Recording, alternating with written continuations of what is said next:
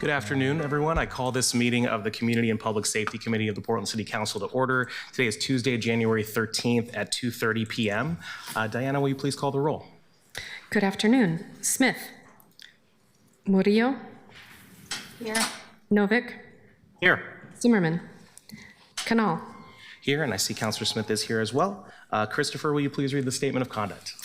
Welcome to the meeting of the Community and Public Safety Committee. To testify before this committee in person or virtually, you must sign up in advance on the committee agenda at www.portland.gov/council/agenda/community-and-public-safety-committee or by calling 311. Information on engaging with the committee can be found at this link. Registration for virtual testimony closes 1 hour prior to the meeting. In-person testifiers must sign up before the agenda item is heard. For public testimony today, individuals may testify for 2 minutes unless the chair states otherwise. Your microphone will be muted when your time is over. The chair preserves order. Disruptive conduct such as shouting, refusing to conclude your testimony when your time is up, or interrupting others' testimony or committee deliberations will not be allowed. If you cause a disruption, a warning will be given. Further disruption will result in ejection from the meeting. Anyone who fails to leave once ejected is subject to arrest for trespass. Additionally, the committee may take a short recess and reconvene virtually. Your testimony should address the matter being considered. When testifying, state your name for the record. If you're a lobbyist, identify the organization you represent, and virtual testifiers should unmute themselves when the clerk calls your name. Thank you. Thank you, Christopher. At this meeting, the Community and Public Safety Committee will first approve minutes for November and then also discuss and hear public comment on a draft of a proposal that's going to come forth soon regarding law enforcement masking, identification, verification. I also know that there is going to be a request. I wanted to give Councilor Smith the opportunity to do that, to add something to the end of the agenda.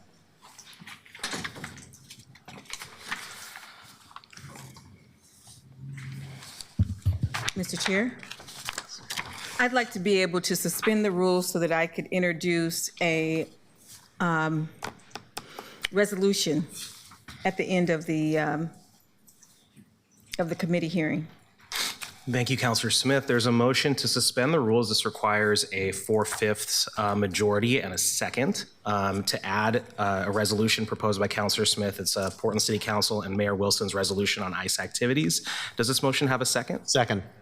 There's a motion. This doesn't require debate, so we'll just take a vote. Diana, will you please call the roll? Smith. Aye. Murillo. Sorry, what is the resolution? Add this. It's a motion to suspend the rules to add an agenda item at the end of the agenda. And the title of it, Councilor Murillo, is to affirm council support for transparency and accountability in law enforcement and urge all law enforcement personnel operating within the city of Portland to fully identify themselves and refrain from wearing masks. And it will also ask that ICE in the community, that they're stalled all activity. Okay, so it's just covering what Councilor Canal's mask ban already does? I'm confused. So I just want to be clear, there's unfortunately no debate on this motion, just Okay, under the rules. sure, we can add it to the end of the agenda. Aye. Novick. Aye. Let's see. Canal. Aye. Okay, so this motion did pass, and it's going to be added to the end of the agenda. I do want to note this is a relatively full agenda, so hopefully there will be time to start conversation, but it's not guaranteed, and I just want to be clear on that. We're going to go into the first item now. Diana, will you please read the first item? Item number 1, November 4 to November 18, 2025, Community and Public Safety Committee minutes. All right, this first item is the approval of the minutes. These minutes are available online as part of the meeting agenda. If there is no objection, the minutes will be approved by unanimous consent. Seeing no objection, the minutes are approved. We'll now move into the next 2 items, which are going to be called together. Diana, will you please read the next 2 items? Item number 2, discussion on draft ordinance to add identification of law enforcement officers code to prohibit face covering, require badge visibility, and require identity verification for individuals conducting law enforcement activities. Item number 3, public comment on draft ordinance to add identification of law enforcement officers code to prohibit facial coverings, require badge visibility, and require identity verification for individuals conducting law enforcement activities. Thank you, Diana. We're going to take a minute here and just get our slides posted, screen shared. I'm joined by Jack Jaden on my team, who'll be coming up in a minute here and helping run the slides. And I'll wait till those are visible before I get started here. Also, just as a quick note, you're going to see that Councilor Novick and I are going to hand the gavel back and forth for different parts of this. That's just something we worked out to make sure that the person moderating the debate is not a party to it, and having obviously an interest in having something that they put forward be viewed favorably. All right, looks like we are ready to go here. Let's get started.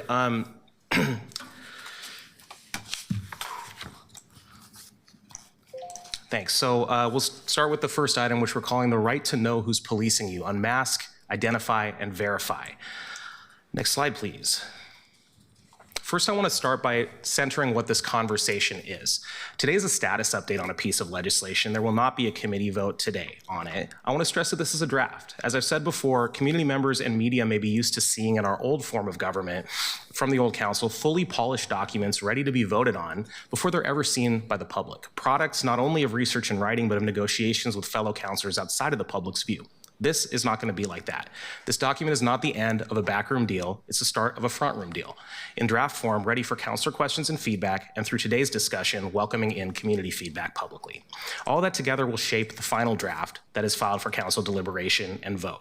I would love for this to be a document that many parts of our council, many councilors are a part of shaping, and I want to welcome your input into it as we go through this. Next slide, please.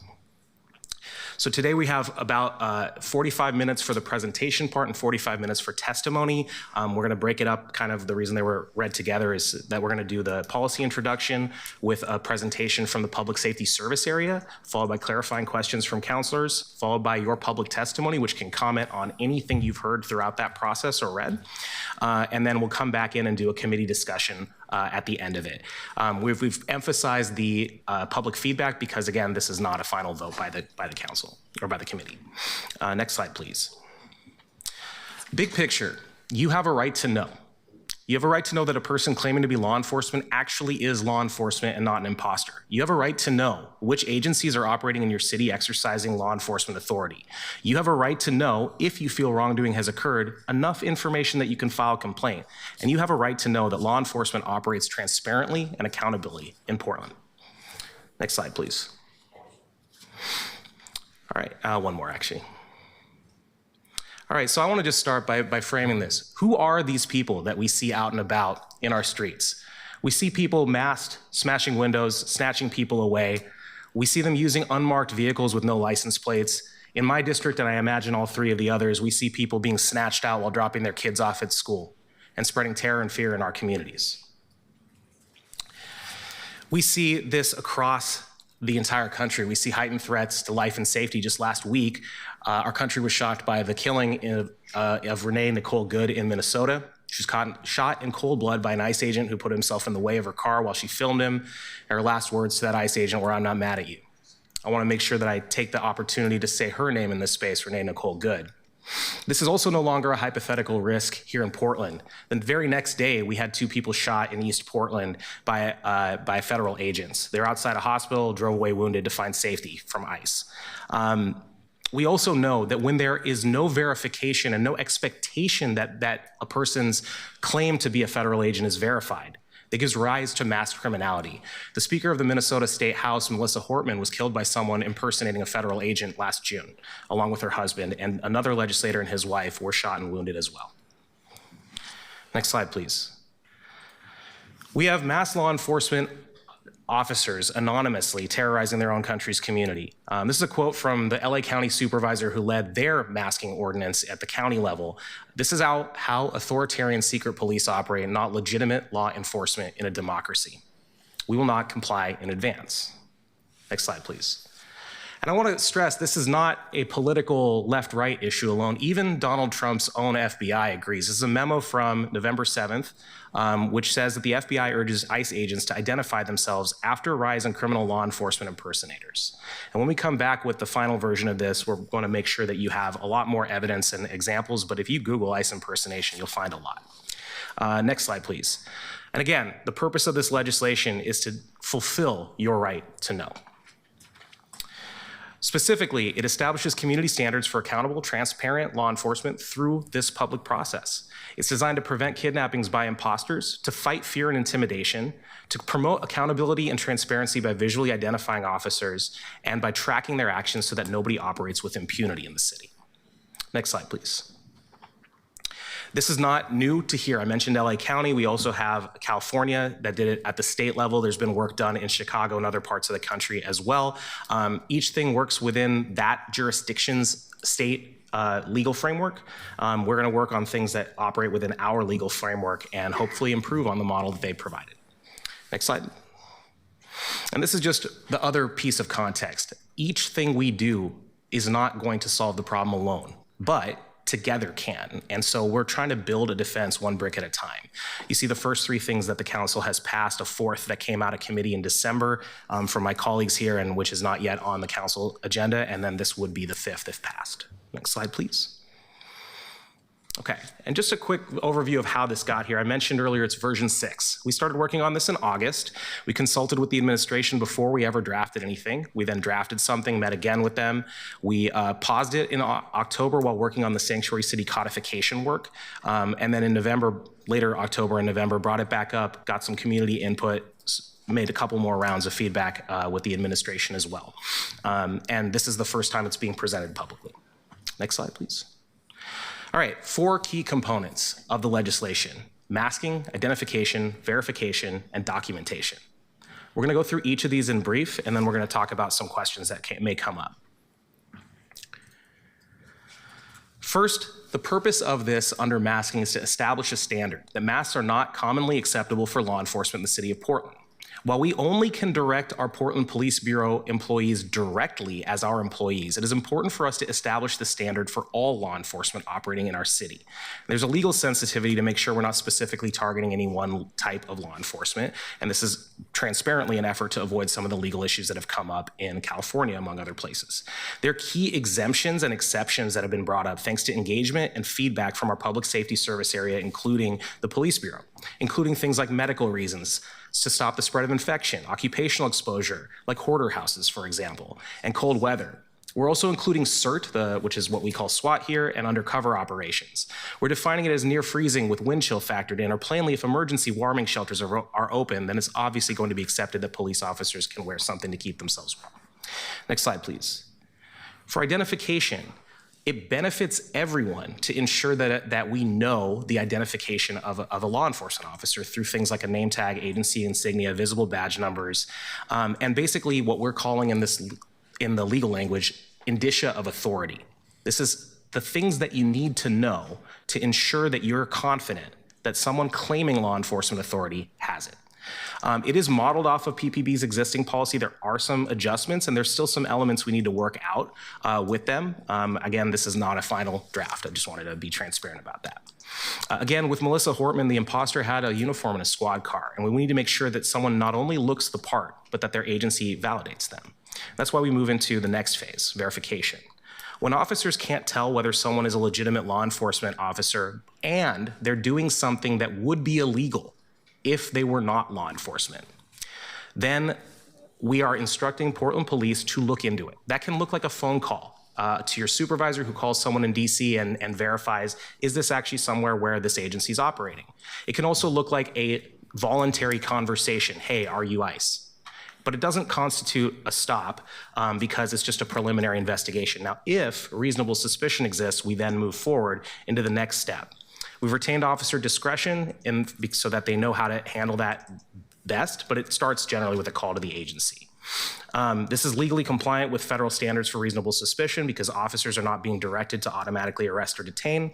And again, they're recording the steps and information they receive, which leads me to documentation, which occurs primarily through body-worn camera. When the cameras don't capture the information, there'll be an incident report and what was seen, what was investigated, what indicia of authority was observed. This creates a record that can be used by the Attorney General at a later date, which serves a legal structure and builds an institution beyond just us here at the city. I also just want to recognize that we are very explicit that this ordinance is not designed because it's illegal to supersede federal or state law, and that we also recognize that we have to be in compliance with that law, including the Public Employees Collective Bargaining Act. And together, the goal is that you will have a right to know who is policing you. Next slide, please. I want to just quickly talk about some feedback we've received and some potential concerns that have been raised. And you'll see each slide in this series has things on the left that we've heard or that have been speculated about, and just some additional information. And I also want to be transparent as we get towards the end. There are a couple things we're still working on. So there's a claim that the feds will not comply with rules around masking and that we can't require PPB to hinder a federal investigation. But the ordinance doesn't do that. It determines masking and identification rules for a standard for verification. In fact, not only is there no requirement to hinder a federal investigation, it explicitly states that once someone is verified as federal law enforcement, PPB will actually disengage. There are implications throughout this on what happens if there's the verifications that are already happening now without this legal protection of the ordinance and with it as well. Next slide, please. There was a concern raised that this might ban good mask usage, such as the use of N95 or KN95s by PPB, or masking during hazmat incidents, or that this is somehow trying to make a broader anti-mask statement for the broader public. As you can see, my office certainly doesn't believe in that. My staffer has a mask on right now. We are definitely in support of the idea of that, and this ordinance clearly applies only to law enforcement. In fact, it also specifically requires exemptions for medical or public health and occupational safety, which includes those hazmat type of situations. Next slide, please. There's a conversation around mutual aid, which is when police from different jurisdictions have agreements to assist each other. The claim is other jurisdictions won't want to follow this when rendering aid to PPB, or that the Department of Justice, the federal Department of Justice, could claim that increasing our standards might cause us to be out of compliance with the settlement agreement. I want to be transparent. There's no reference in mutual aid to this, to mutual aid in this ordinance, but it would apply to all of the partners that we have. But state law is going to require policies of all law enforcement agencies around masks. There's a conversation going on right now at the state. We already have rules that apply in our jurisdiction. Our laws are not 100% identical to Gresham or Lake Oswego, and we are already expecting that there's a compliance with that. And I want to just start by saying, or I guess conclude this part by saying that the settlement agreement, we've already seen the feds try to weaponize that against us. We fought back against that. We'll keep fighting back against that. Next slide, please. There was an assertion made to us that we would need criminal penalties for police officers if they don't comply. There are no criminal penalties in this ordinance. We don't believe that those criminal penalties are necessary. Instead, the ordinance simply requires documentation and conversations with supervisors for exemptions. We also got a request to look at a community portal to file footage of potential imposters or report noncompliance. We haven't responded to that yet. It's just something we heard, and I want to acknowledge that transparently, but say it's still in progress. Next up. There was a claim that any verification is illegal, and I want to start by saying the protections of the Supremacy Clause apply to people that can prove that they're feds, because before that, anyone can just say anything. The federal reasonable suspicion standard requires a very clear set of circumstances to engage in a stop. We've broken up verification into two parts: a purely voluntary part where we're calling the agency or asking, but nobody is obligated to respond. And then if and only if reasonable suspicion exists, then police officers can proceed as they already would by investigating, including potentially making a stop. Next slide, please. We got pushback on having too many exemptions for masks, that allowing it for cold or protective purposes create too many exemptions. I want to thank the Public Safety Service Area for engaging with us from the beginning on this and talking about it. Each exemption was carefully constructed, and PPB specifically gave input into that. Our goal is to avoid undue restriction and maintain operational capacity. And I also want to note that after an ordinance gets passed, PPB would implement these through their directives. That's just one of the steps that would happen. Next slide, please. There's a conversation around state preemption. I speak to the bill's sponsors regularly, including earlier today. The state law actually just simply makes a requirement that we do something like this, and that every jurisdiction in the state do it. It's designed to create a floor. Next slide. And then I want to be transparent. Not everything got resolved. We're still working on a few things. This is version 6. In version 7, we've got a few things we're working on, ensuring that we're aware of what impacts this would have on PPB capacity and resource needs. There is an open conversation happening about what the exact requirements are for PPB to display on uniforms, but that's really about what the federal agents would display on uniforms. We just need to get some consultation on its impact locally. And then broadly speaking, we want to make sure that this makes sense not only to lawyers, but it makes sense to everybody, so there's clarity of language across the entire document. We'll go to the next slide, please. And actually, before we do that, I'm going to pause here, and I'm going to welcome up the folks from the Public Safety Service area, and then I'll have a couple minutes to wrap up after the end of it. I just want to thank, I think we have Assistant Chief Hughes from the Portland Police Bureau, Deputy City Administrator Kazi. I know we've got a couple other folks in the back from PSSA, and thanks, Bree, for being here as well. Good afternoon, co-chairs and members of the excuse me. I'm Bob Kazi, DCA of Public Safety, and thank you for this opportunity to address the proposed ordinance today. I am committed, along with the entire service area, to working with council to enact sound operational legislation that genuinely protects our community. We can all understand that the federal government's recent actions have been alarming and deeply disturbing. Communities across our nation feel threatened for their lives and safety. Many of us have been directly and indirectly traumatized by what we've witnessed. And as we've heard testified repeatedly in these chambers, many live in daily fear of what is to come. As an Air Force veteran, I am personally heartbroken over what I'm seeing as I contemplate the importance of supporting and defending our Constitution. Those of us who have dedicated our careers to public safety must state unequivocally, due process is a cornerstone of American justice. As Deputy City Administrator of Public Safety, I take the safety and security of our community very seriously. As Chief Day often says, our duty is to reduce both crime and the fear of crime in Portland. Chief Day is speaking at the House Judiciary today to discuss a short session proposal. As mentioned earlier, the Law Enforcement Accountability and Visibility Act, where he will be sharing some of the following. PPB has invested years building trust, particularly with immigrant communities and communities of color. Local police exist to promote public safety, not to enforce federal immigration policy. That distinction matters, legally, operationally, and most importantly, to the people we serve. Over the past year, public confusion has intensified as residents encountered armed officers whose identities and authority remain unclear.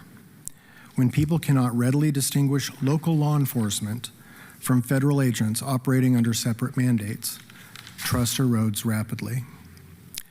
And that erosion doesn't stop with one agency. It spreads to every officer wearing a badge. As many of you know, PPB testified in federal court, which resulted in a court decision to disallow the mobilization of National Guard troops into the streets of our city and state. This, along with a concerted approach from council, executive, administrative, and legal offices, has been one of our city's greatest successes. As I mentioned before, I'm committed to working with City Council to enact sound operational legislation that truly does protect our community. And now I'd like to introduce Assistant Chief Brian Hughes to discuss some of the administration's perspective with the legislation currently as written.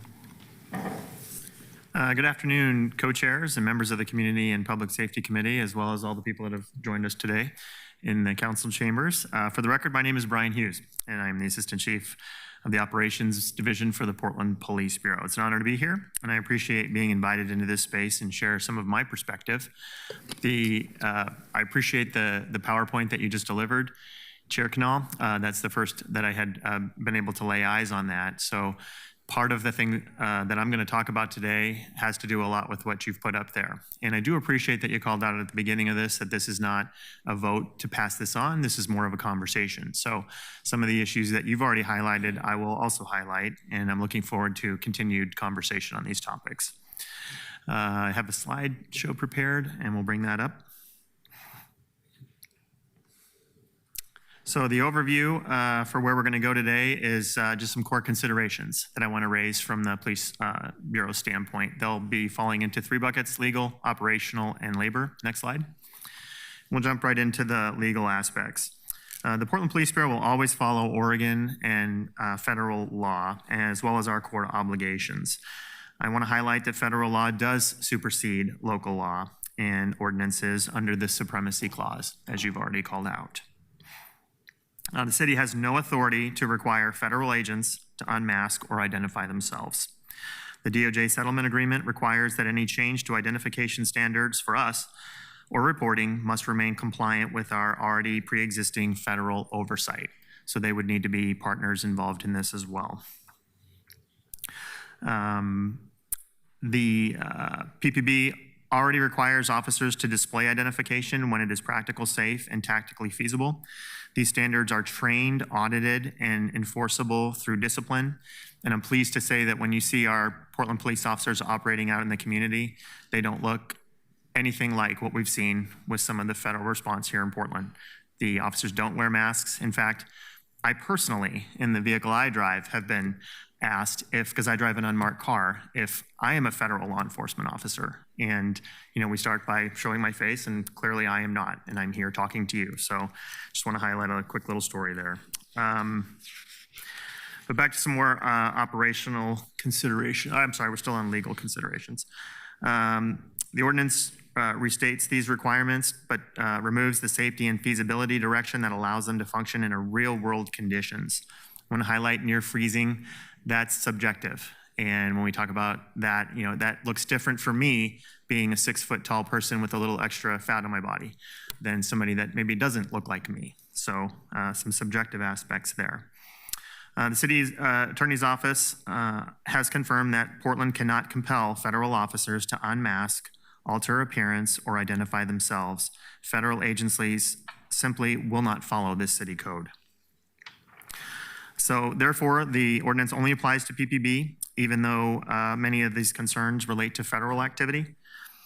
And appearance-based criteria cannot operate as mandatory triggers for detention or enforcement.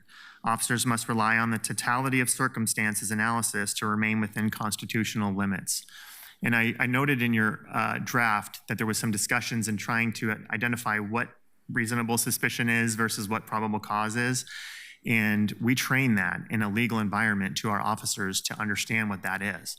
So that's a real world operation that they operate in. And to codify that and say that this is reasonable suspicion or probable cause is very problematic for us. In our world, we operate often on Court of Appeals opinions that get into the weeds and get into the details to discuss that. So that the legal court system is already addressing these issues, kind of where DCA Causey started to go with us testifying regarding the National Guard.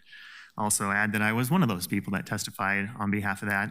And it was an honor to do that for the city of Portland. And I was proud to do it, and we won. That's the area where I think a lot of this should reside. So if we can move to the next slide, please. Operational considerations. PPB cannot interfere with or hinder federal operations.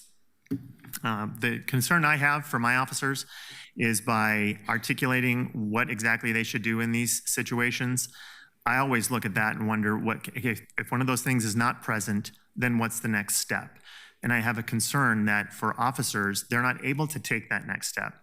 And should they interfere with a federal investigation, which probably would be claimed if one of my Portland police officers tried to do that, that would then be used against the officer. And potentially Title 18 and Section 111 of the United States Code, which talks about interfering with federal law enforcement. And I just want to ensure that we keep our fellow coworkers, our Portland police members, away from that. Let's see. Let me continue on with where I was. The ordinance creates a permanent reporting requirement that will significantly increase administrative workload and require additional record staffing without the FTE authorization for those staff members to do that. I did not bring the numbers on what that would look like, what we anticipate that would look like. I can drill down in that and we can address that in further conversations. Uniform and name tag changes would also cost approximately $560,000 by our estimate and take 18 months to 2 years to implement. Many of you already know this, but Portland police officers' badge numbers are not on their badge. And I know that's traditionally when you hear it like in the media, people ask, I want your badge number. Well, we don't have them on our badge. We have DPSST numbers, which are issued by the state of Oregon, and that's traditionally the way we identify. And that's how we would identify. So altering that and new name tags and everything else, that comes with a cost, and it's an unfunded cost at this moment. The documentation requirements placed on patrol supervisors will slow response times, reduce proactive work, and potentially increase backlog. The ordinance narrows officer discretion without providing alternative protections, leaving officers vulnerable in crowd management, hazmat conditions, and medical situations. Operational clarity becomes strained because PPB is expected to follow rules that cannot be applied uniformly to all law enforcement in the city. The mutual aid topic that you had up on the screen, that's real. Thursday night and Friday night, in anticipation of potential unrest, we called upon our partners with the Oregon State Police to come join us. That's a very recent example. But over the years, we have had challenges with outside agencies coming to assist us. And certainly this could present another challenge for them doing that. And it can be very taxing on your coworkers and my members when they're out there night after night after night doing this. So I just want to highlight that. Next slide, please. We'll get into some labor considerations. I understand that we do have some representatives potentially from the city attorney's office that may be able to expand on these issues for you. But some of the points I pulled, identification standards, masking rules, and additional documentation directly affect working conditions and officer safety. Kind of what I talked about earlier with that subjective nature of what near freezing means. And I will also highlight that that could be different at 102 in Gleason, out in District 1, than it does look down here at 6 and Alder here in District 4. These matters are likely mandatory subjects of bargaining under labor law. Negotiations with the Portland Police Association just started, and that would certainly be an area where they would want to be at the table when it comes to these discussions, right? It affects their membership. Implementing these requirements without bargaining risks grievances, which are costly, unfair labor practice, complaints, or delays in implementation. And collective bargaining requirements also necessitate changes to the ordinance language before it could be operationalized. And next slide, please. So some main takeaways. Many of the elements of the ordinance are already achieved through our existing PPB policy, which requires identification while preserving a necessary safety discretion. Several key goals of the ordinance cannot be met because federal officers are not subject to city code and will not comply with these requirements. Other provisions cannot be implemented due to constitutional limits, officer safety concerns, and mandatory bargaining obligations. The result is a measure that places significant operational, financial, and potential legal burden on the PPB without achieving its intended transparency outcome. And those are just some thoughts I had, and I believe I'm going to turn it back over to DCA Kazi for some closing comments. Yeah, just in closing, excuse me, you know, AC Hughes spoke on a very high level of some of the concerns that that the service area has with the existing version of the legislation. We also have Ron Zito from BHR, Heidi Brown from the Attorney's Office here to answer specific questions that might be helpful for this committee. And again, I want to thank this committee for allowing us to speak to this proposal. Thank you. Thank you, DCA Kazi. Thank you, Chief Hughes. I also just wanted to take a second to thank Chief Dobson, I know, for the comments he'd given in the National Guard case. And you mentioned the records clerks, who I know are often forgotten when we talk about PPB, but the professional staff there are appreciated for their work as well. And certainly records work at PPB might be the hardest records job in the city, maybe the state. So thank you for that. We'll go back to slide 30, just a little bit to wrap up here. And I appreciate the comments here, and I appreciate the information that's been provided over the course of the last, I don't know, 6 months now, to try and help us build something and hopefully build it better when we get to version 7. I also wanted to take the chance to thank the hundreds of people who've emailed, called, or otherwise contacted our office, the 139 and counting people who submitted written testimony in advance of today, the community-based organizations who provided feedback, and of course the people who haven't yet testified, but you signed up and you're about to. And I just wanted to quickly highlight a couple of those themes that we heard. We have a broader opposition to mask use by law enforcement generally, a desire for documentation, this is the next slide, please, so that federal law enforcement or anyone who's non-compliant can be held accountable later, maybe when there's a government that is willing to do that at the federal level, support for visible identification that can be matched, and that's names and faces, commitment to transparency and accountability. And I will also say, because this has come up a lot, we've gotten a lot of clarifying questions after this has come out, because I think this is something that we need to make sure community understands. One thing I didn't bring up is there is a risk that I want to acknowledge that people might think this does more than it does, or that we've raised the expectation of PPB's involvement higher than is realistic. And I just want to make a commitment publicly that whether it's now while we're discussing it or afterwards, that we're going to be transparent about the limitations of what this legislation can do and not overpromise.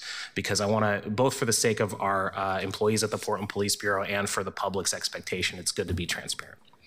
And I'll close with, again, what we believe that you have a right to know as Portlanders. And I want to thank everyone for the information, for the presentation, for taking the time to listen here.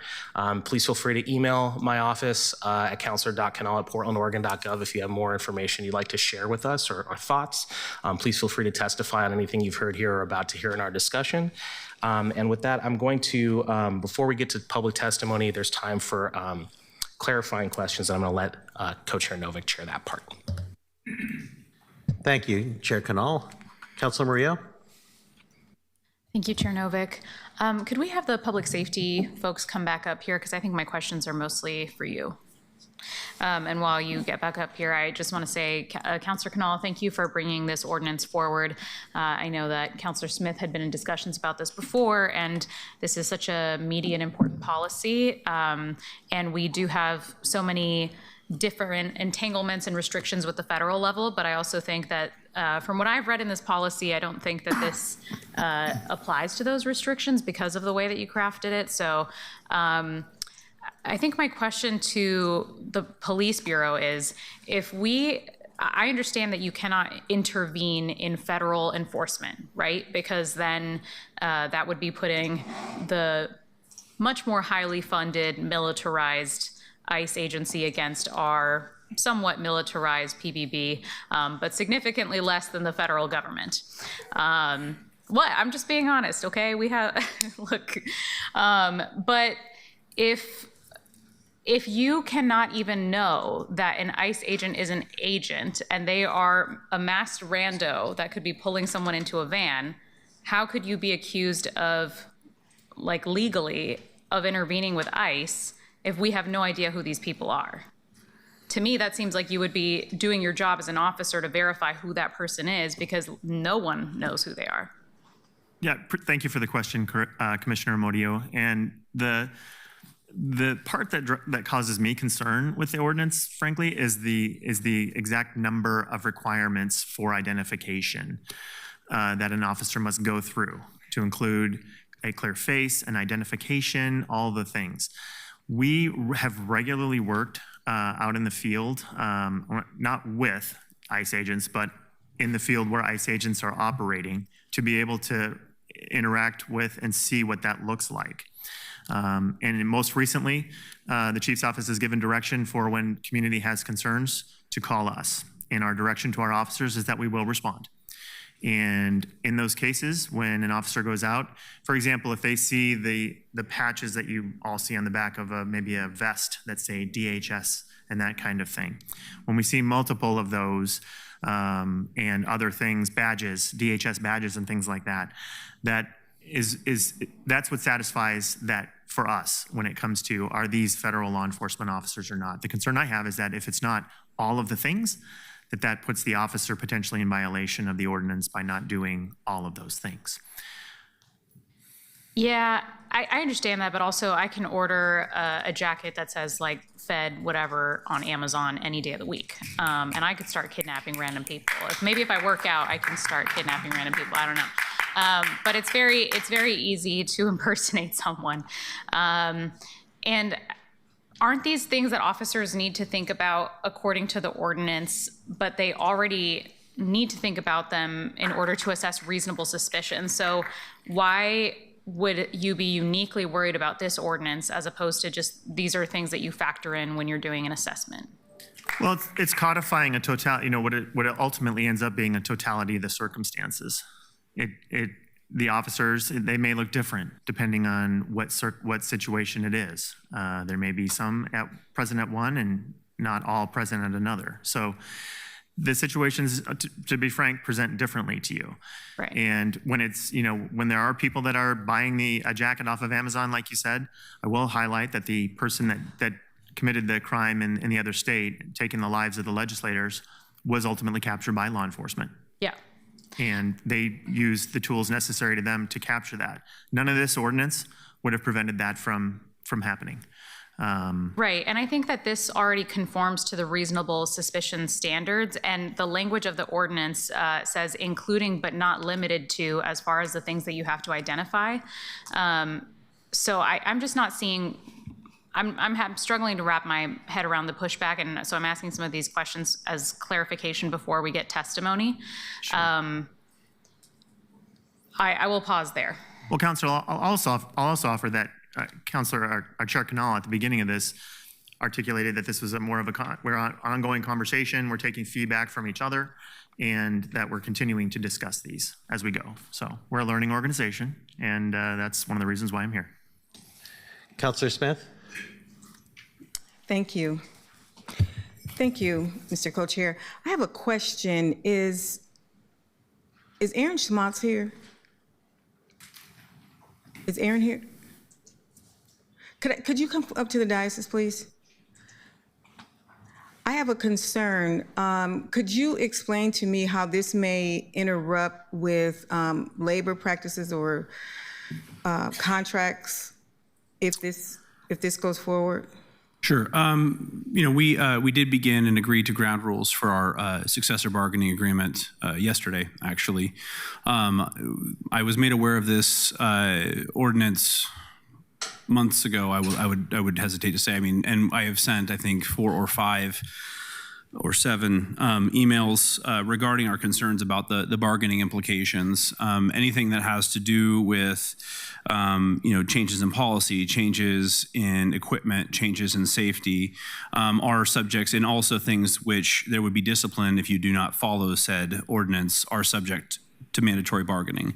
Our contract, we're the longest consistently running police union in the country. It's very mature. There's a lot of substance to it. And so it is critical that we ensure that, as we move forward, we understand any changes and we bargain those. There is longstanding PECBA rules surrounding once a successor bargaining agreement begins, all discussions around changes to said contract should take place at the table, not at many tables. And we actually, our big concern here is while we're bargaining with the city and our successor bargaining, that we can be sure that we're doing that in one place, not in many.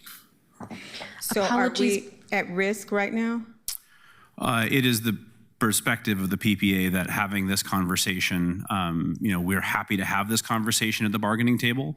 If council wishes to have conversations around subjects which are mandatory for bargaining, we would love to have those conversations and discuss and debate those in bargaining. Mr. Co-Chair, could you address this? Is this something that we need to deal with right now? I think that today is just a discussion. Okay.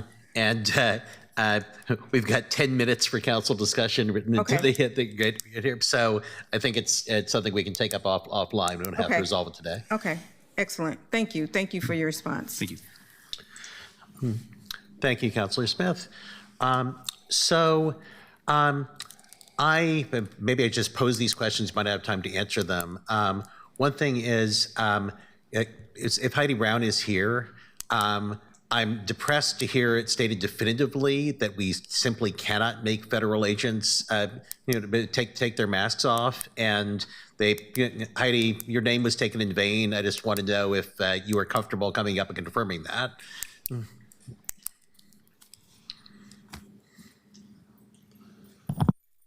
Good afternoon. And if you're not comfortable with confirming it, please tell me. Good afternoon, councilors, co-chairs Heidi Brown, Chief Deputy City Attorney. And I'm sorry, the question was about enforcing this against? Saying that, I mean, it was stated that under the supremacy clause, we simply can't make the federal officers take their masks off. I think that if provided there's reasonable suspicion that a crime may have occurred, for example, a kidnapping, then you would treat it like any kidnapping if you have reasonable suspicion. If at some point that reasonable suspicion dissipates, that's when the supremacy clause then inhibits our law enforcement from requiring federal officers to do things. Okay, I wasn't actually thinking about the reasonable suspicion thing. I was just thinking about in general. This ordinance says that officers shall not wear masks except under certain circumstances.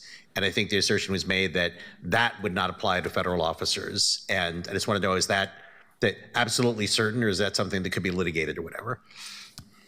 The case law and supremacy clause would make it extremely challenging for the city to prevail on that. I hate to say that we would absolutely definitively lose on anything, because I'd always like to keep my options open, but it would be extremely challenging for us to prevail. That's what I want to know. The other thing I wanted to say is that I came in here kind of a question for Councilor Canal is, do we really think that, I would kind of hope that under existing practices, if somebody is grabbing somebody and there's absolutely no indication there's a federal agent, then our officers would, of course, intervene. So I was going to ask Councilor Canal if he really thinks there are instances where federal agents are grabbing people, there's no incident, or people pretending to be federal agents that are grabbing people, there's no indication they are agents, and our cops aren't doing anything. Based on what Chief Hughes said about the concern about liability, I now am a little worried that that makes me a little more worried that maybe that would happen. So in the course of 1 minute, if each of you could give a 30-second response to that. I mean, is this something we really should be worried about? And if, I'll leave it at that. First, Chief Hughes. So if you're asking me if this is something to be worried, I cannot think of any time in the city of Portland where that's happened, where somebody's put on a vest and done this. I also have confidence in the police officers as they're out patrolling around. Should they see something like this happen, a person wearing no identification whatsoever and doing that, absolutely they would engage. Okay. And Councilor Canal, the question to you is, do you think that this is, have there been examples where the police haven't intervened when there's no indication somebody's a Fed? I'd be happy to show multiple examples of people contacting my office with the assertion that there have been calls to to our 911 center in which the response has been, if it's ICE, the Portland police will not engage with it. Now that's what I'm hearing. I want to stress I have not heard. Sorry, if you want. Okay. I asked people to keep any commentary non-verbal and non-audible. Jazz hands is one thing, stabbing is another. Thank you, Councilor Canal. Yeah, so I don't want to sit here and tell you I think it's definitively true. I'm just telling you I'm hearing it. And so I'm happy to show a lot of examples of that. The other piece of it is this is not just about in the event where they're already there. It's also about if there's a call coming in. To respond to that situation. And I can tell you, looking at the reports I hear from the schools in my district, that a lot of the examples we're hearing about, particularly fathers being accosted as they're dropping off their students, are being done by people who don't have credible indicia of law enforcement authority. Okay. I think we should now move on to public testimony. So I return the gavel. I'll just make one quick note, which is I'm happy also to help connect if there's things that might be better in an attorney-client privilege setting so that Heidi can give more information to anyone who might want it. Counselor, if I may ask just a clarifying question. You had mentioned, it sounds anecdotal, calls to 911 told that PPB would not respond to these types of calls. Is that? Yeah, can't interfere with ICE. I mean, I have emails I have, in 311. There's a lot of this that has come into my office. Okay. If you wouldn't mind forwarding all of that information to me, because I would like to investigate that. Sure. Thank you. Thank you. All right. I will shift us gears now to the public testimony side. And then we'll come back and do some counselor discussion after that. I want to note that we did have, Diana, how many people have signed up for public testimony? We currently have 49 people signed up for public testimony. Okay, so I believe this has already gone out or been said, but that does mean that when we have this time limitation and that we are giving 2 minutes per. I do want to stress that the faster we're able to have the first few people heard, the more likely it is that we have time for the 49th person. And I have no idea what the order is. I'm trying to get through everything. We'll try to keep the record open so that people can testify again in the future and that your written testimony doesn't need to be submitted twice. I do want to thank everyone again for submitting the written testimony. I have it here. So please do keep the jazz hands as the primary form of response. With that, Diana, will you please call up our first panel of testifiers? Sure, I'll call up 4 people at a time. If you are in the room, come up to the table. If you are online, you can unmute yourself. So first, Catherine Jimenez, MB, Amazia Jeffs, and Nancy Whedon.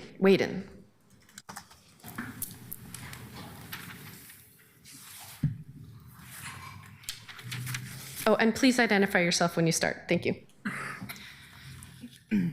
Thank you, Council. My name is Catherine Jimenez.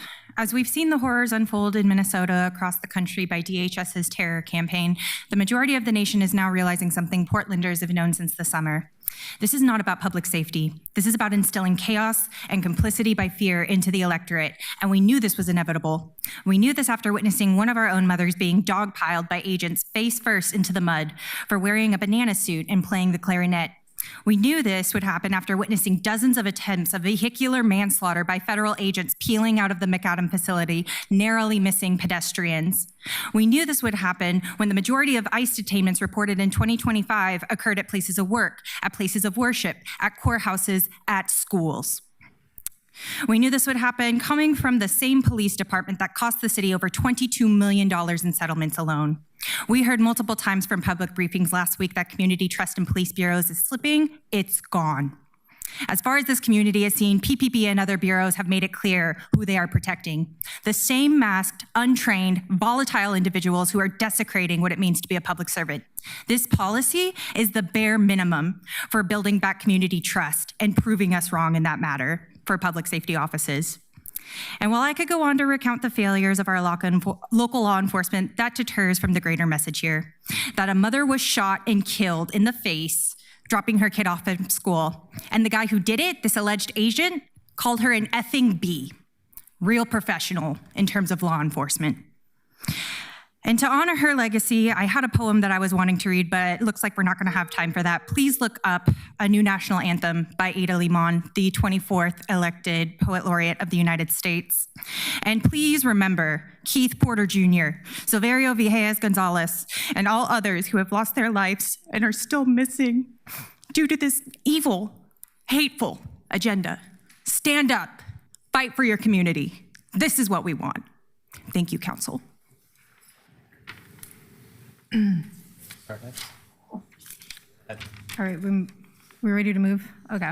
I'm MB, and I'm testifying in support-ish of this ordinance, but let me make this clear. This is the bare minimum, and in no way is this going to be the thing that will save us. And, quite frankly, I doubt PPB or the feds will comply with it. The only benefit of this ordinance is the specific information that BPB might collect for reports, and again, that's only if they comply with it. To ensure said information is gathered, I suggest implementing a system for community report PPB officers that don't try to collect data, essentially a tool for community members to hold them accountable. Along with that, actual punitive repercussions for officers who don't comply with this, comply with what's being required of them. And, I think we all know, PPB has a sordid history of racism, killing and maiming community members, a history that mirrors that of ICE. I hate to make a moral plea to the cops of all people, but PPB should be jumping at the opportunity to arrest and convict actual criminals, actual vile, murderous scum. And again, I'll wrap this up by once again demanding that the permit to the McAdam facility be revoked. How many more community members have to be disappeared and killed before we stop giving them a home base to operate out of in the city? You want to dismantle ICE brick by brick, then I suggest getting rid of their disgusting fortress they operate out of in here. What do we got? 30 seconds left? All right. Also not really understanding why we're putting the safety of PPB officers over our community members. That's laughable. It's really laughable. You signed up for this job. If PPB is going to do one good thing, well, you know, the police are even still a thing, this might as well be it. That's it. Hi, my name is Amzai. I'm a resident of St. John's and an organizer with Socialist Alternative, and I want to speak in favor of Councillor Canal's legislation. ICE has escalated from terrorizing communities to outright murder in recent months, and we need every piece of legislation possible to disrupt their operations. Councillors Green and Murillo have spoken in recent months about the need to throw sand in the gears of ICE's operations. I completely agree with that and support this legislation in that spirit. But I think as socialists, we also have to go further, point towards dismantling the whole capitalist machine that turns those gears in the first place.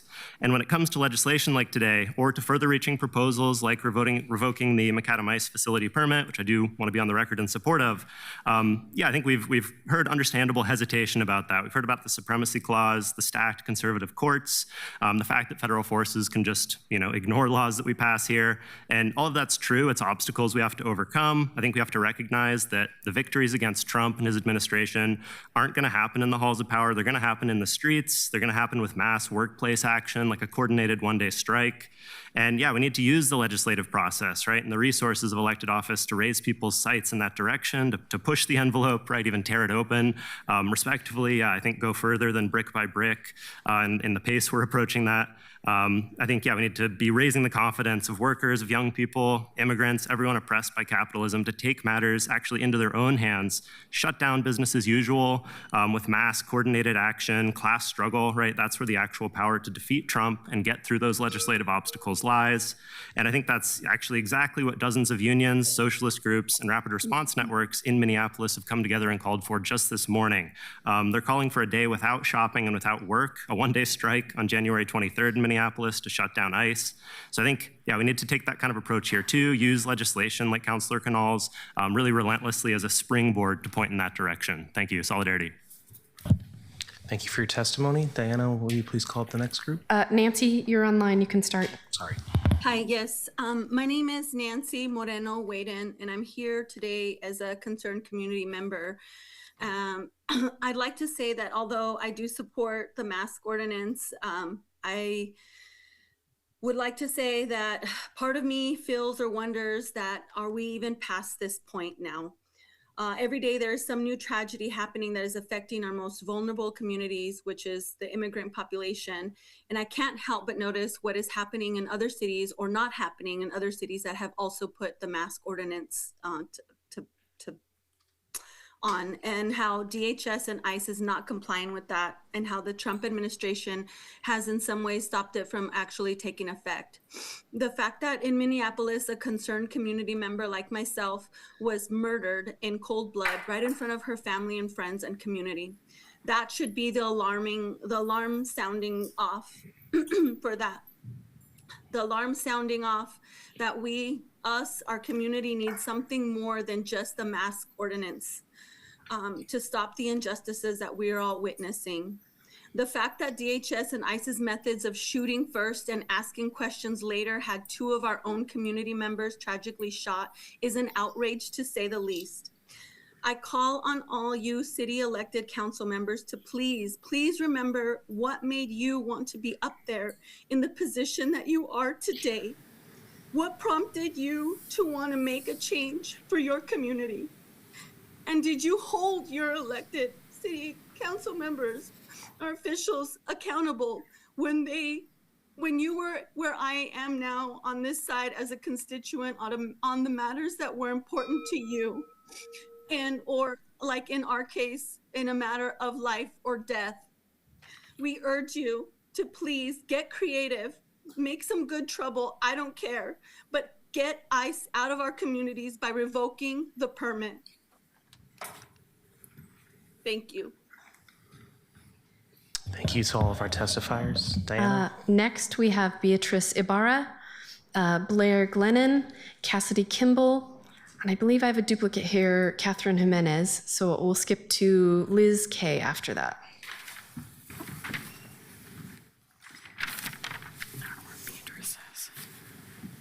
All right. Thank you, and feel free to start whenever you're ready. Okay. Hello, my name is Blair Glennon. I am a resident of District 2 and would like to speak in favor of this ordinance. Standing up to people in power is sometimes messy and unpleasant. It doesn't always make powerful friends happy. I spoke up when my former workplace, Legacy Emmanuel, was colluding with ICE, and it did not go well. They did not change their policies. I am now a temporarily unemployed and uninsured person. But it's still 100% worth it for all of us to stand up for our community members being targeted by ICE. I want to point out that Portland police are not the victims in this circumstance. They can continue to use weaponized victimization as much as they would like. They are still not the victims. Counselor Zimmerman, hopefully you will look back at public testimony.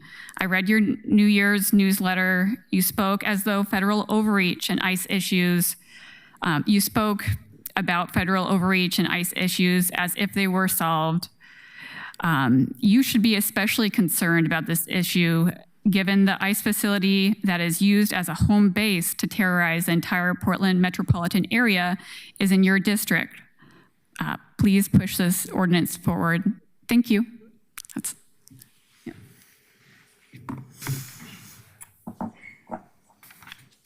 You can start. Okay. Members of the council, and the terrified citizens of Portland. We are in the middle of an unstable and dangerous part of our history. People are being ripped from their families, assaulted, kidnapped, and then taken without any accountability or documentation. These federal officers have been allowed to run rampant and destroy innocent people's lives in the name of the government. In public, in plain sight, they hide their faces, refuse to give identification of any kind, and have even started shooting people point blank while being surrounded by cameras. With that, they are still continuing to lie. They are using fear and violence to try to force the public and state and city governments to comply. They are now currently going door to door in Minneapolis after the devastating murder of Renee Nicole Good. Door to door. In what world does that constitute the parameters of Border Patrol? The state and city govs are just standing by and allowing our constitutional rights to erode in front of our very eyes. While I'm glad to see legislation being brought forth in this matter, there is more that needs to be done, and soon. We don't have 18 months to 2 years to implement something as small as uniform and name tag changes, and that's not fast enough. We're asking for more accountability and action from our government. Again, with some of the things, you need to revoke the permit. There is a whole home base here in our city. They are allowed to bring people. They are leaving there in unmarked cars every single day. They're pushing people down. They're tear gassing. I'm a nanny. I work with children. One of the families that I nanny for lives in that apartment building right next to them. They are tear gassing and pepper spraying and all that stuff every single day. They had to move. Like they are destroying the city. This is not safe. We cannot have them here. Please work on revoking the permit. Also, not requiring officers to detain people impersonating federal, state, or city officers that are currently pretending and with their identities and are using armed forces and fear and intimidation tactics on the public. There's racism prevalent. I don't understand what we're doing. Please take action. Apologies, but could you state your name for the record? Oh, Cassidy Kimball. Thank you so much. Still looking for Beatrice or Liz Kay. All right, we'll move along then to, thank you so much. Join.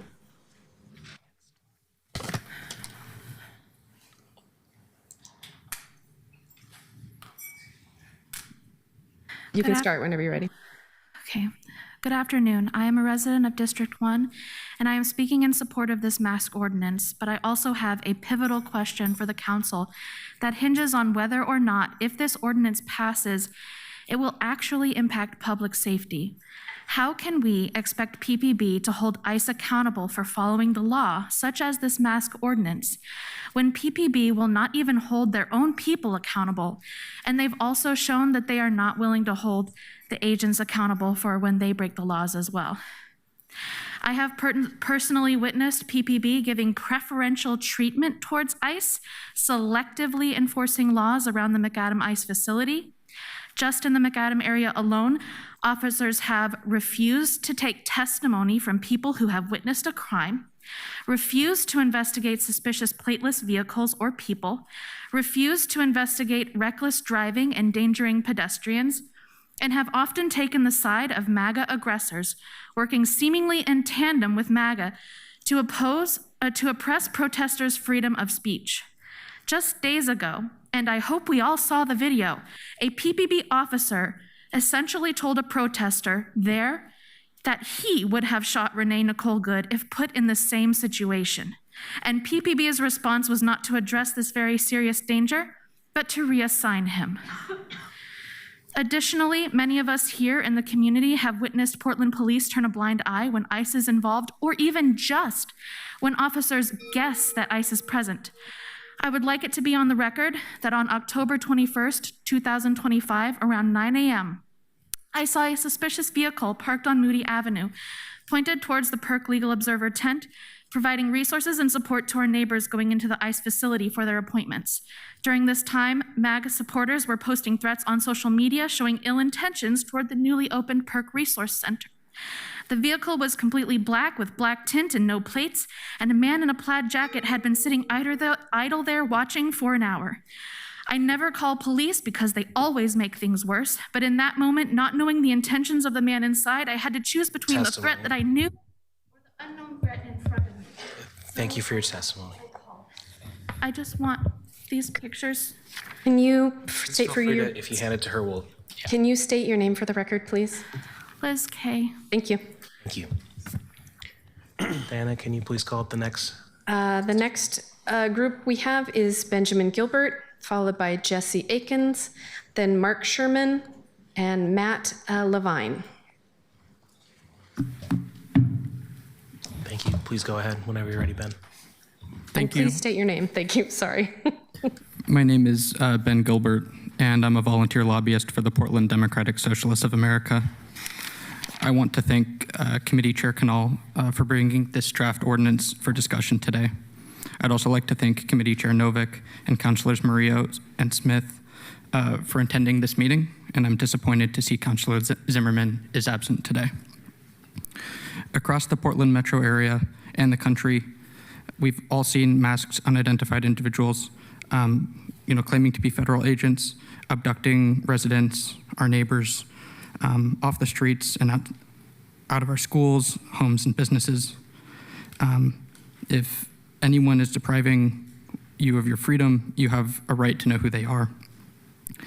ICE has declared war on our cities, and this is one meaningful step that our local elected officials can take to impact their operations and make it so that it's not as easy to get away with this kind of violence. There's a reason why they're masking their faces. It's because the activities they are engaging in are violent, cruel, and deeply unpopular. If local law enforcement are opposed to laws that increase transparency, it begs the question, what do they have to hide? Just in the past week, we have seen local law enforcement engage in police brutality and express their sympathy with ICE violence. Higher standards for law enforcement are good, whether that be local, county, state, or federal. Thank you. I yield my time. Thank you. Please go ahead. Hi, my name is Jesse Akins. I am not a member of any of the organizations. I am a Portland resident and a disabled combat veteran of the United States Army.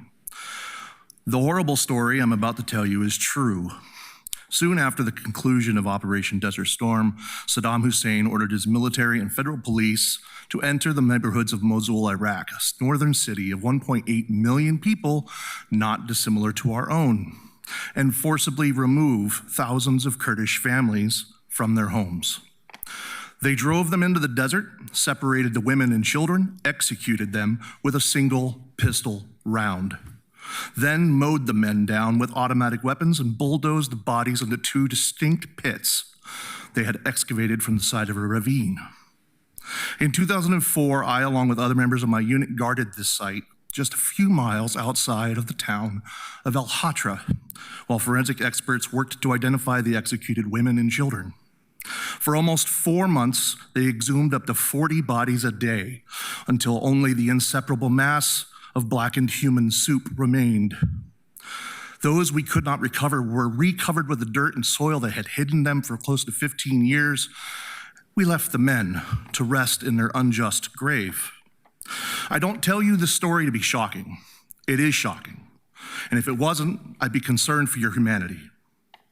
I tell you this story because while we do know the names of Saddam Hussein, Uday Nkuse, his sons, and perhaps a few generals, we don't know the names of the others, the ones who did the task. They lived happy lives. Today we discuss how to respond as a community to similar beginnings of far too similar a scenario in our own country and our own town. And I want you all to think forward. I want you to think about those who will extract, sort, and catalog our remains from unmarked pits of black human soup. I want you to think of those and how they will know the names of who put us there. The masks and the shadows. Thank you. Law enforcement, federal, Thank you Thank you for your and testimony. they must be held accountable. Thank you. Thank you. Mark is online.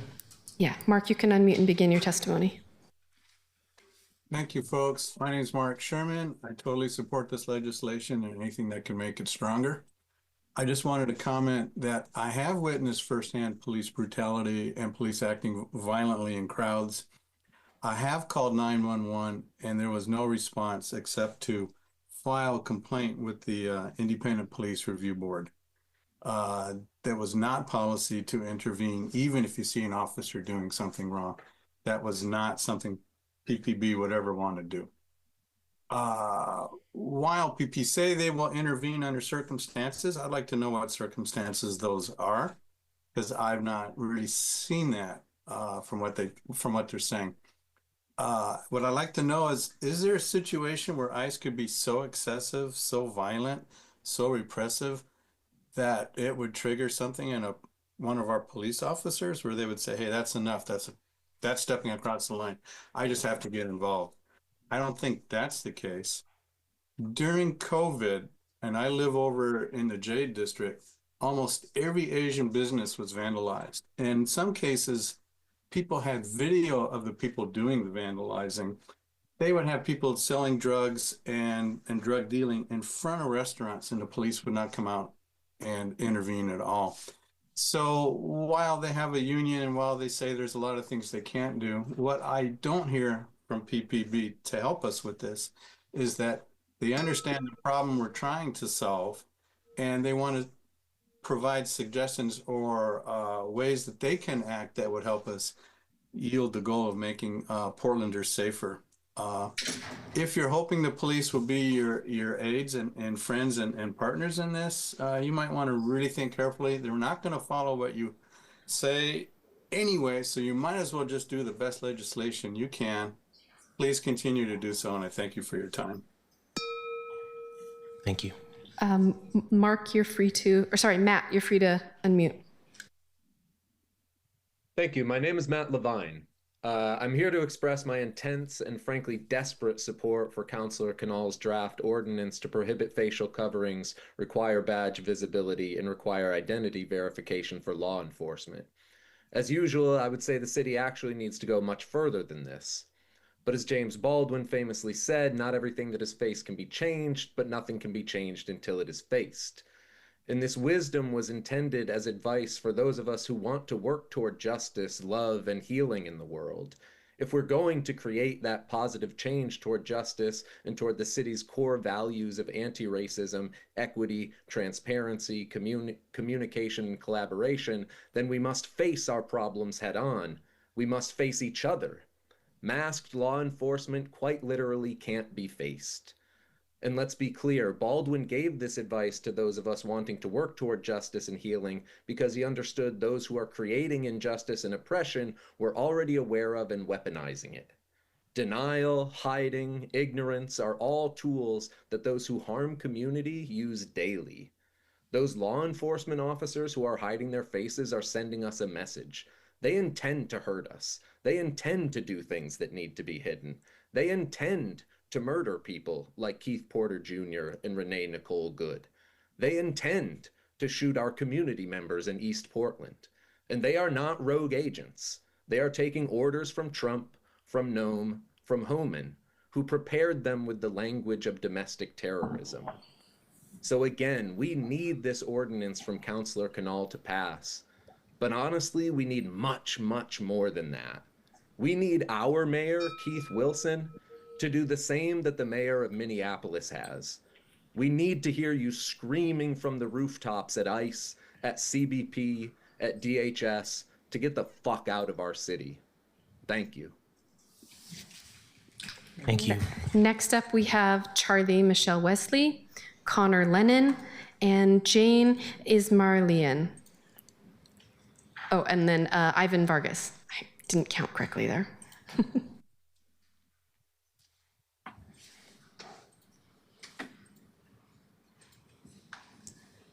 Shall I go ahead? Can you hear me?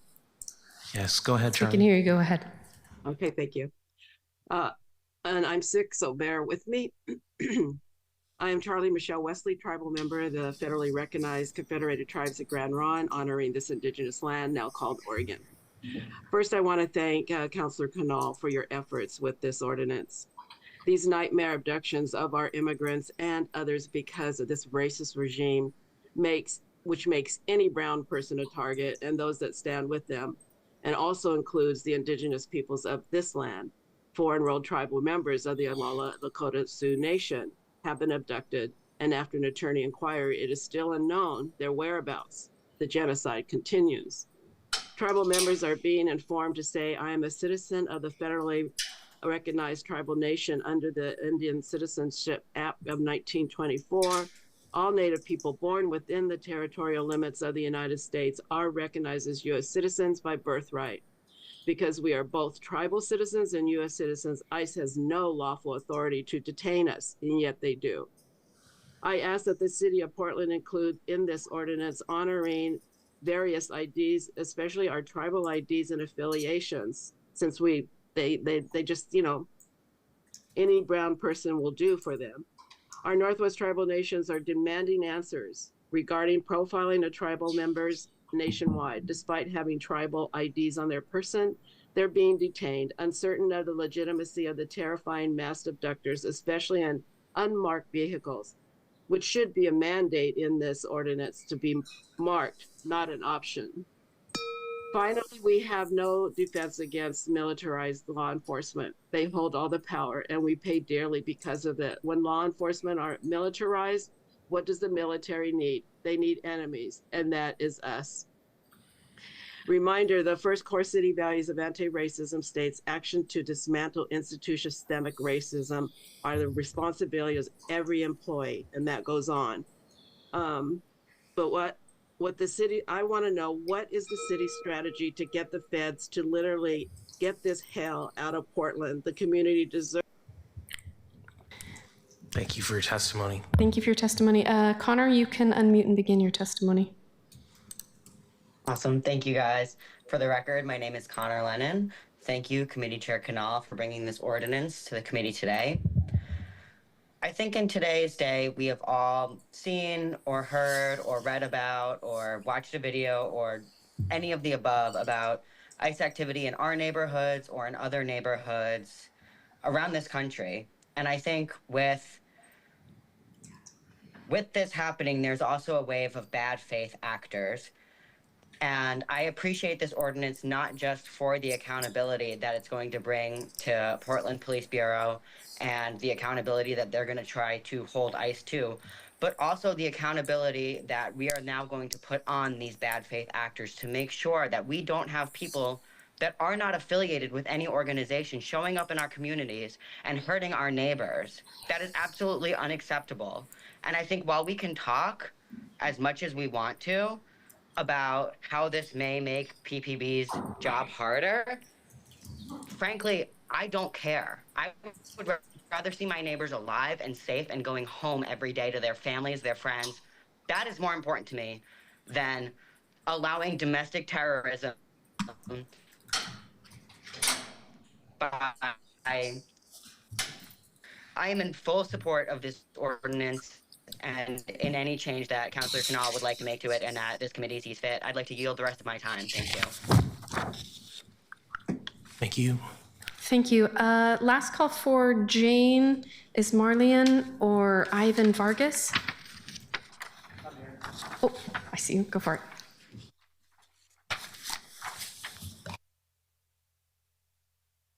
Here to testify in support of the mask ordinance. It is clear the White House has no intention of slowing down their violence against immigrants and American citizens alike.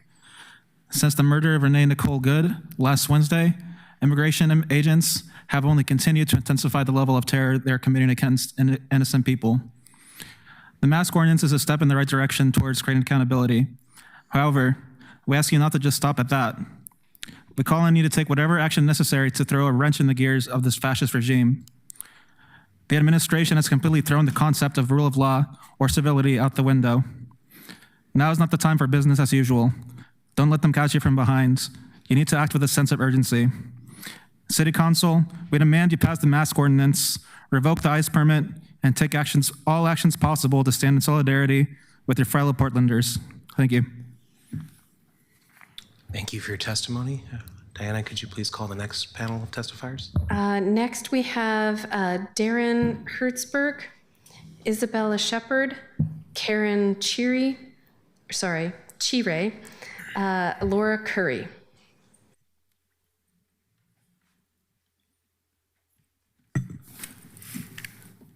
Oh, I believe I'm up next, yeah?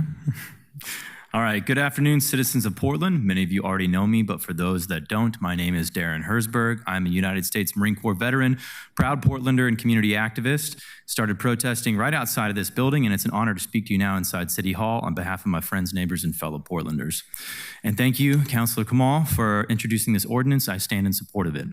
Law enforcement, including federal officers, must be held accountable for their actions. Donald Trump and his fascist goons want their secret police to get away with any and all crimes, which is why they mask up and hide their identities. When our friends and neighbors have their Fifth Amendment due process rights violated, it is done so anonymously by an overpaid, undertrade, and thoroughly bigoted band of mercenaries with badges. When I was violently assaulted by DHS and ICE officers in front of the McAdam ICE facility, I was unable to determine the identity of the officers that committed crimes against me. I still don't know the identity of the officer that sent me flying across the pavement, and the badge number of the officer, 6160, that slammed my face repeatedly in the ground and told me, "Not talking shit anymore, are you?" That was a really fun moment, by the way. Really love that. I know that they are trying to suppress our First Amendment rights. Anyway, his information was not identifiable to me. I was only able to receive it when he was forced to give his badge number during my booking. And just last week, barely a day after the cold-blooded murder of Renee Good, 2 Portlanders were shot in their vehicle by federal agents. Who were these agents? Why did they flee the scene after firing on civilians? Where is their body cam footage? Where is the accountability? PPB has not done enough to keep federal agents accountable for their crimes. They are more concerned with keeping us quiet while we're protesting. Just last week, I was arrested for protesting out in front of the ICE facility. I was being a little too loud for them, apparently. All right, we're gonna have to skip forward here. I'm going to call on City Council to deputize us. Thank you all. Let's do it. Thank you for your testimony. I think Isabella's up next.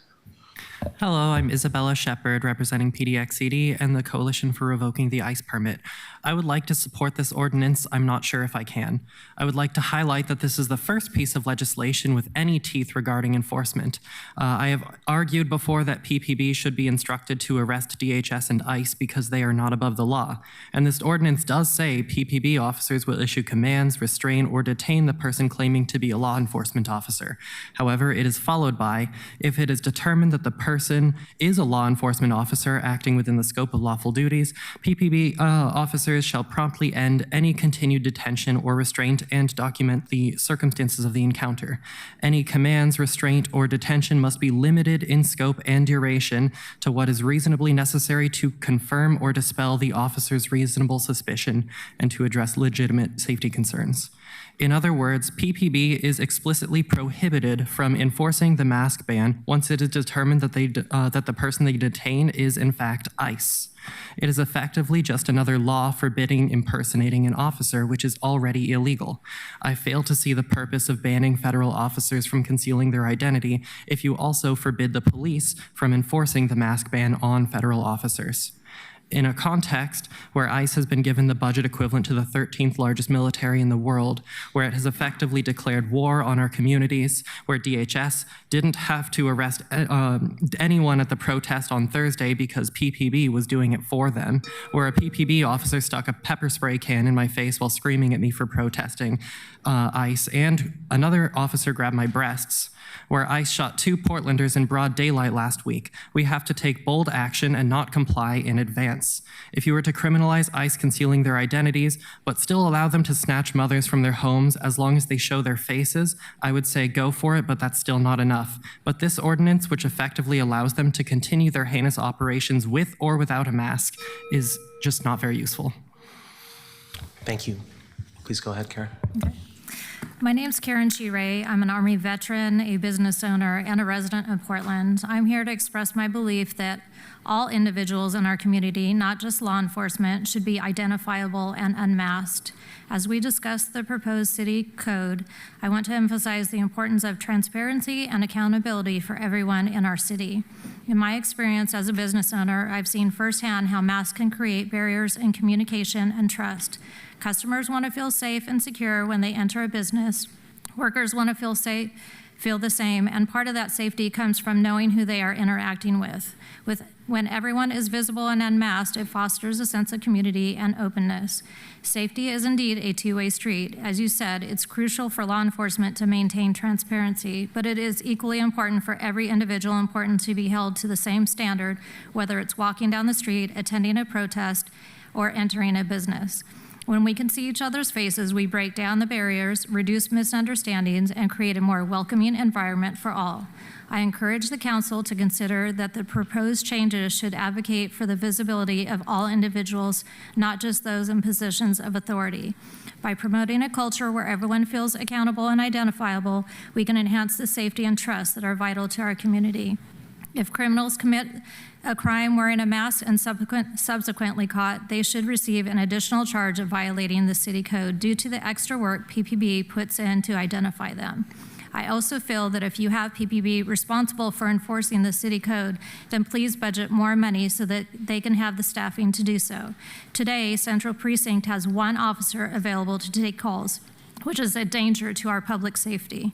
In conclusion, let's create a Portland where all people are unmasked and visible, fostering a stronger, more connected community. I appreciate your commitment to these changes and your consideration of my perspective. Thank you. Laura, you can unmute and begin your testimony. Great, thank you. I'm Laura Curry. I am here to talk about what I have heard. I appreciate the conversation. I appreciate that this is a conversation. I first of all agree I would like the permit of the McAdams space for ICE be revoked. I have also seen vests of ICE agents with the word police on the back, not identified as Border Patrol or other things. So this can be an impersonation, but it's this other identification that I think is a problem.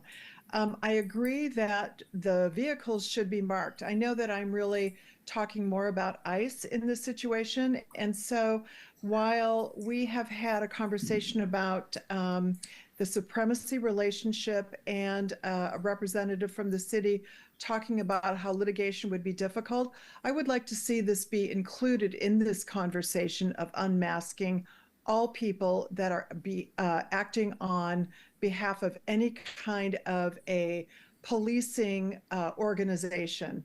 I do believe that we need to, as a city, protect our citizens, protect our neighbors, our immigrant neighbors.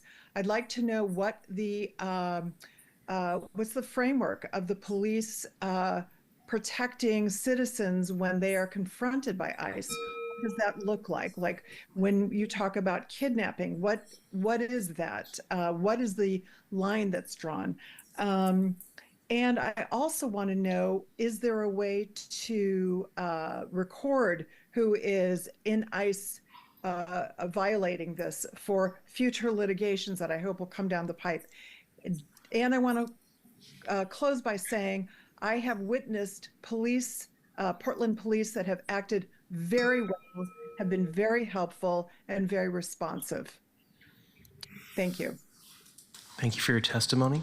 Thank you. Up next, we have Joel Spector, Jack Dickinson, Annie Fader-Heshe, and Sela Elaine Underwood.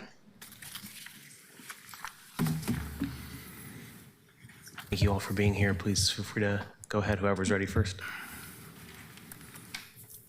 I can start. My name for the record is Jack Dickinson. I'm going to focus most of my testimony on pitching one person in particular on this, but I broadly echo what people are saying today. I've testified about masks before, and my points have closely aligned with findings 5, 13, and 14 in the draft document, and each of those points I believe are sufficient on their own as justification for this policy. All right, so now I'm going to turn to you, Councillor Zimmerman, who is not here, but you are the person who I would really like to see on the right side of this vote. I was going to offer a few words of praise, but I'll skip that since you're not here. Here's where I've been disappointed in you. I believe that you believe in the good interpretation of law enforcement, that these are brave individuals who are putting themselves at risk to protect and serve a community that is often unappreciative of the work that they are doing. In that world, though, I would expect you to be the most vocal champion of policies like the one we are discussing today. The tactic of concealing identity is an affront to good law enforcement. It is important for all of us to not just be defenders of the institutions we value, but reformers as well. With the exception of the claimed $500,000 cost, the only way I see this policy damaging PPB is if PPB wants to behave like ICE is behaving. And if the Portland Police would like to behave like ICE, then we should abolish them too. The actions of PPB over the last week have highlighted once again that we cannot assume they will uphold this good interpretation by default. As legislators, it is your responsibility to force the necessary improvements. I urge you to vote yes when this policy comes forward for a vote. Since I have a few seconds left, I'll just note some technicalities. I think in finding 11, there's a typo. I think a citizen and ICE agents in the final sentence should be flipped. There are 2 item E's in the definition, and some of the language around officer and PPB officer might need to be cleared out. Thank you for your testimony. I don't know, I think Joel was next. Say again, please. Joel, you can begin your testimony. Members of the City Council, I'm Joel Spector. I live in District 3. I'm here to chide you for your cowardice in failing to oppose the fascist thugs who are shooting our citizens in the streets and will break down the doors of this chamber next year to murder you personally. Samir's bill merely requires the Gestapoids to show their faces. It doesn't require the PPB to take action if they don't.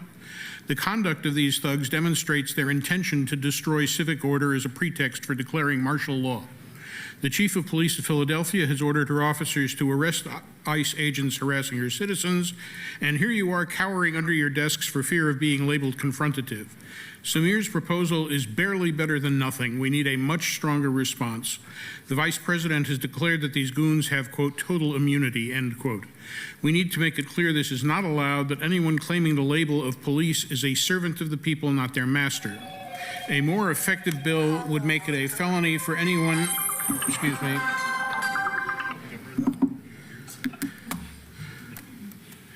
A more effective bill would make it a felony for anyone to represent themselves as a police officer without having an affidavit on file at City Hall, proving at least a year of police training, and would require the PPB to make arrests in all such cases. Councilors, you took office to serve the people of Portland. If you are not willing to perform that duty, please vacate that office so you can be replaced with someone who will. Thank you. Thank you. Go right ahead. Anne, you can start.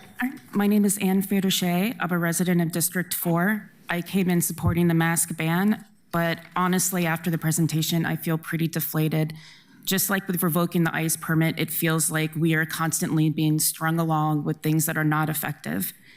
And I'm kind of at this point where when will we have an honest conversation with elected officials about the state of this country?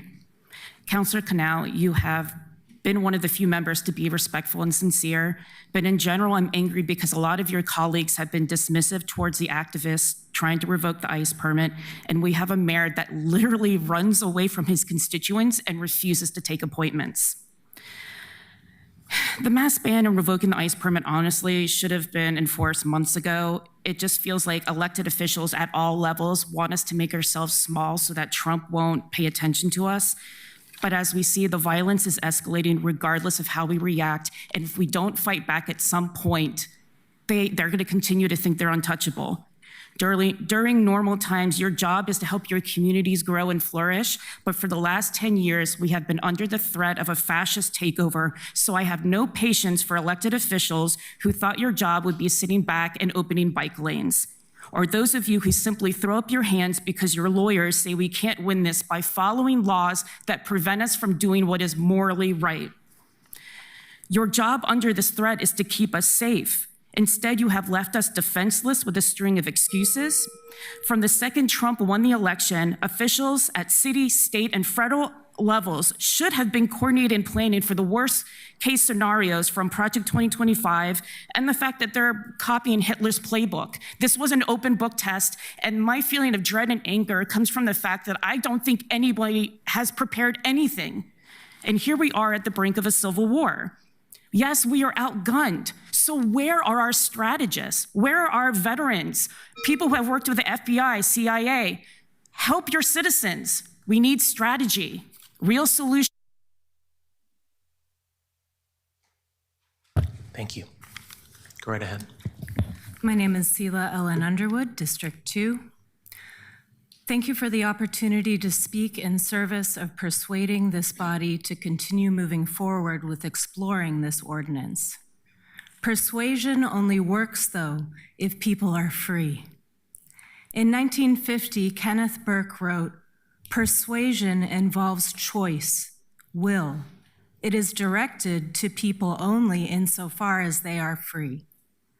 This is good to remember, he continues, in these days of dictatorship and near dictatorship. Only insofar as people are potentially free must the speaker seek to persuade them. Many of us have not been feeling very free lately. It is hard to feel free when, as former FBI agent Mike German said, masking has always been associated with police states and symbolizes the drift of law enforcement away from democratic controls.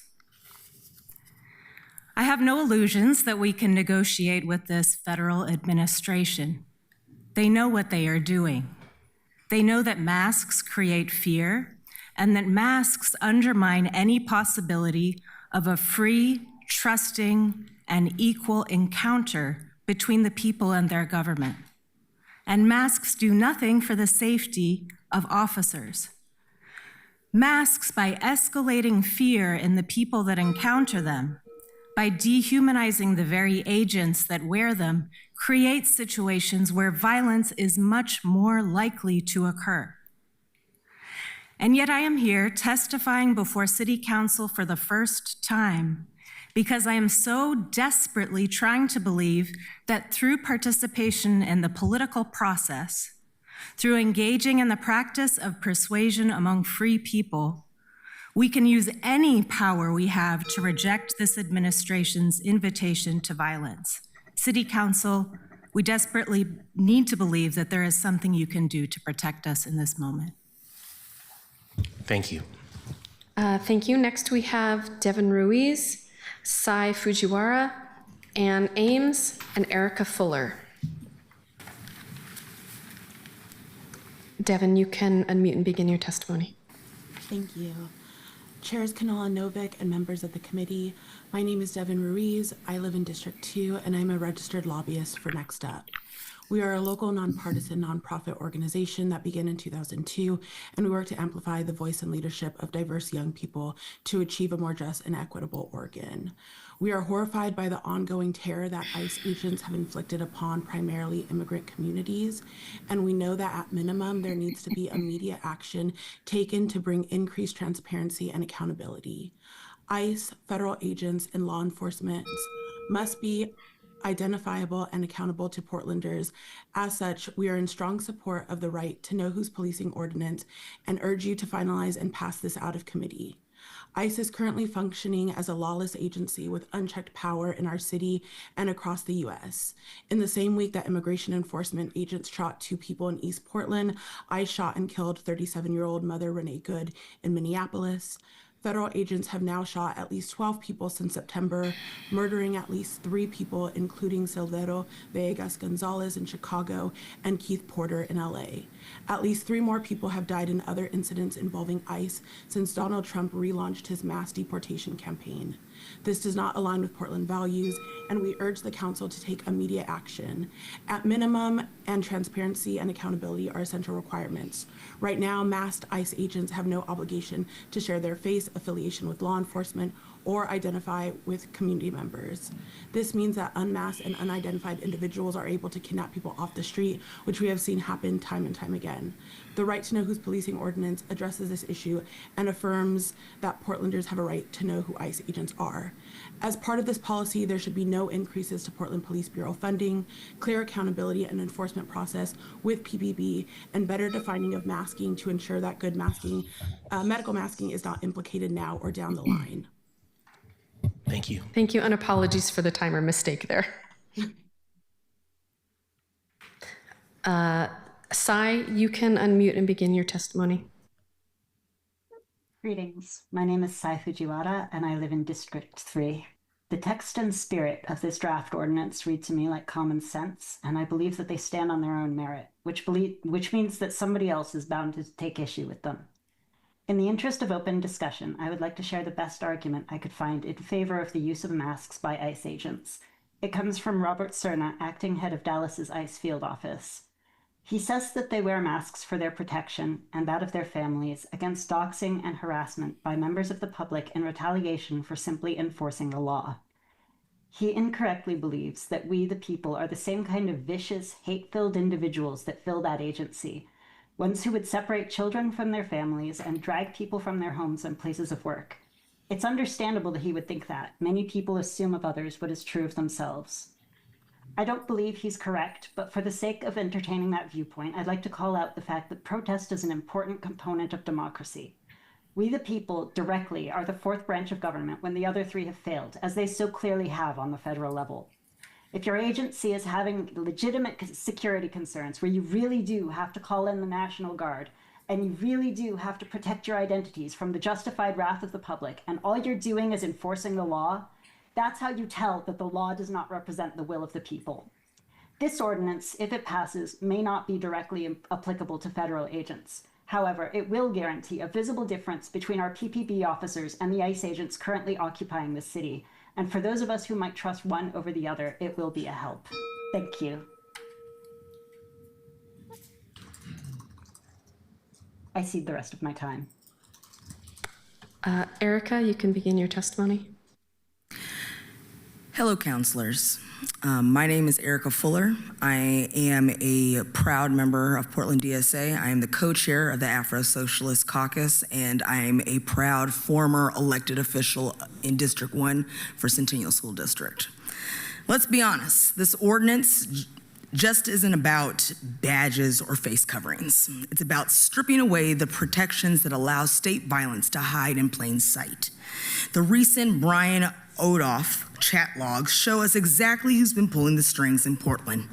Wealthy donors and lobbyists who called elected officials of color racist and dehumanizing names behind closed doors, while posing as concerned citizens in public. That's not civic engagement, that's white supremacist manipulation. These people see the police not as a public service, but as their personal enforcers. They want law enforcement to be faceless, nameless, and unaccountable, because that's how you protect a system built on control and fear. The fact that we even are having this debate whether officers should be identified while using force is ridiculous. If you're acting on behalf of the state, the community has every right to know who you are. Anything less is a cover-up, literally and figuratively. This ordinance is a direct challenge to those who think they can govern this city from the shadows beyond encrypted chats and riot gear. If you're scared to show your face while exercising power, maybe you shouldn't be holding it. So the question is, are we protecting the old guard, or are we ready to build a city where power is visible, accountable, and shared? We see what happens, and we won't look away. I yield my time. Thank you. Go ahead, Ann. My name is Ann Ames, and I live in District 2. Thank you for the opportunity to speak today, and thank you for crafting the legislation for the mask off and identification ordinance. Unbridled 24/7 thuggery is taking place by federal agents on our streets. I've been a resident of Portland for 40 years, and things have changed drastically. I believe the anonymity of these masqueraders allows them to enjoy their arbitrary and intentional use of violence towards our neighbors and our friends. My major concern is this. I had to parse this down from 3 minutes to 2, but my major concern is this. When military style, men and women in military style uniform, currently worn by the feds, is worn with a mask that hides their identity, coupled with blatant demonstration of zero regard for our constitutional rights, it wreaks havoc on the norms of our perception of uniformed law enforcement. It shatters trust. And it conjures this amplified fear response that leads to escalation. What many of us learned through years of socialization, I believe, in a mostly democratic society, is when a person wears a mask to hide their identity, they might just be up to no good. For example, your everyday bank robber, run-of-the-mill thugs, rapists, murderers, they wear masks. This is a natural paired association reinforced throughout our lives. This is a critical mask-off moment for Portland. Our city has the opportunity to stand and do something to mitigate this escalation of violence. For all I know, these individuals are members of the Proud Boys and Oath Keepers, and they found their army, funded by us, the US taxpayer, supported by their current regime in the White House. We won't know unless masks are off and these individuals can be identified. So please, council members, stay the course, get this ordinance written, and if it doesn't allow us to get their masks off, then we have to find another way. Thank you. Diana, will you please call the next panel? Yes. We have Mindan Okan, Brian Owendoff, Lynn Handlin, and Rigoberto Martinez.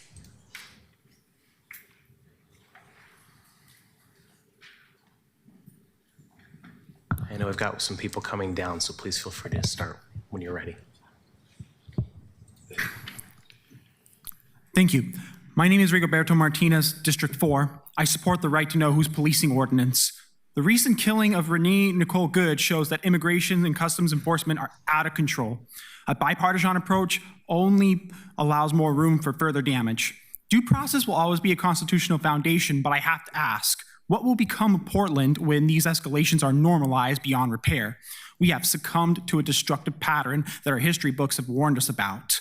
And society, as we know, is struggling to respond and promptly deal with an unofficially federalized agency that undermines local governments and contests the way of life we have worked so hard to improve.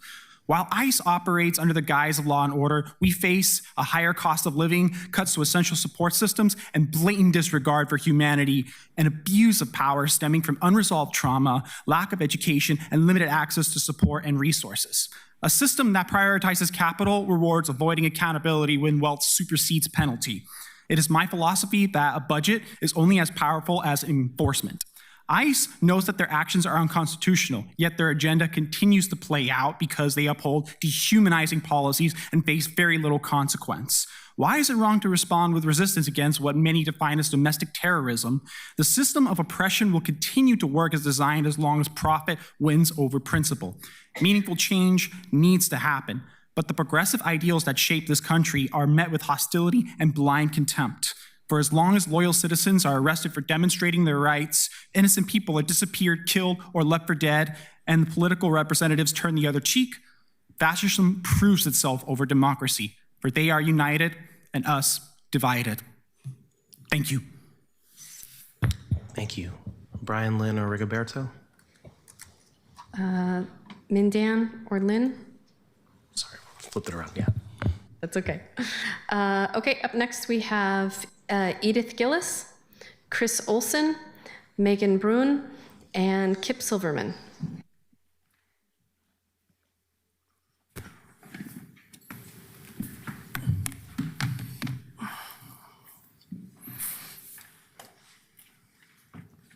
I'm Edith Gillis. Thank you. Please vote yes on this proposed ordinance and make sure it promptly becomes law. And also prepare and speedily pass another ordinance that specifies exactly where on the uniform and gear, what size of white letters and numbers on black are to be attached with Velcro or such, worn and carried by all members and contractors of the Portland Police Bureau. So the last name, identification number of that specific individual is clearly visible from all directions and matched easily to a free accessible website matched to their full legal name, title and position, agency or employer, short ID number that's matched to their badge number, and an unimpeded official photo of their face. Anyone can buy a cop costume. It just takes 1 week and not that much money to buy, sew, make, and implement these patches. It is a felony to impersonate a law enforcement officer, as so many pedophiles, kidnappers, traffickers, and rapists do.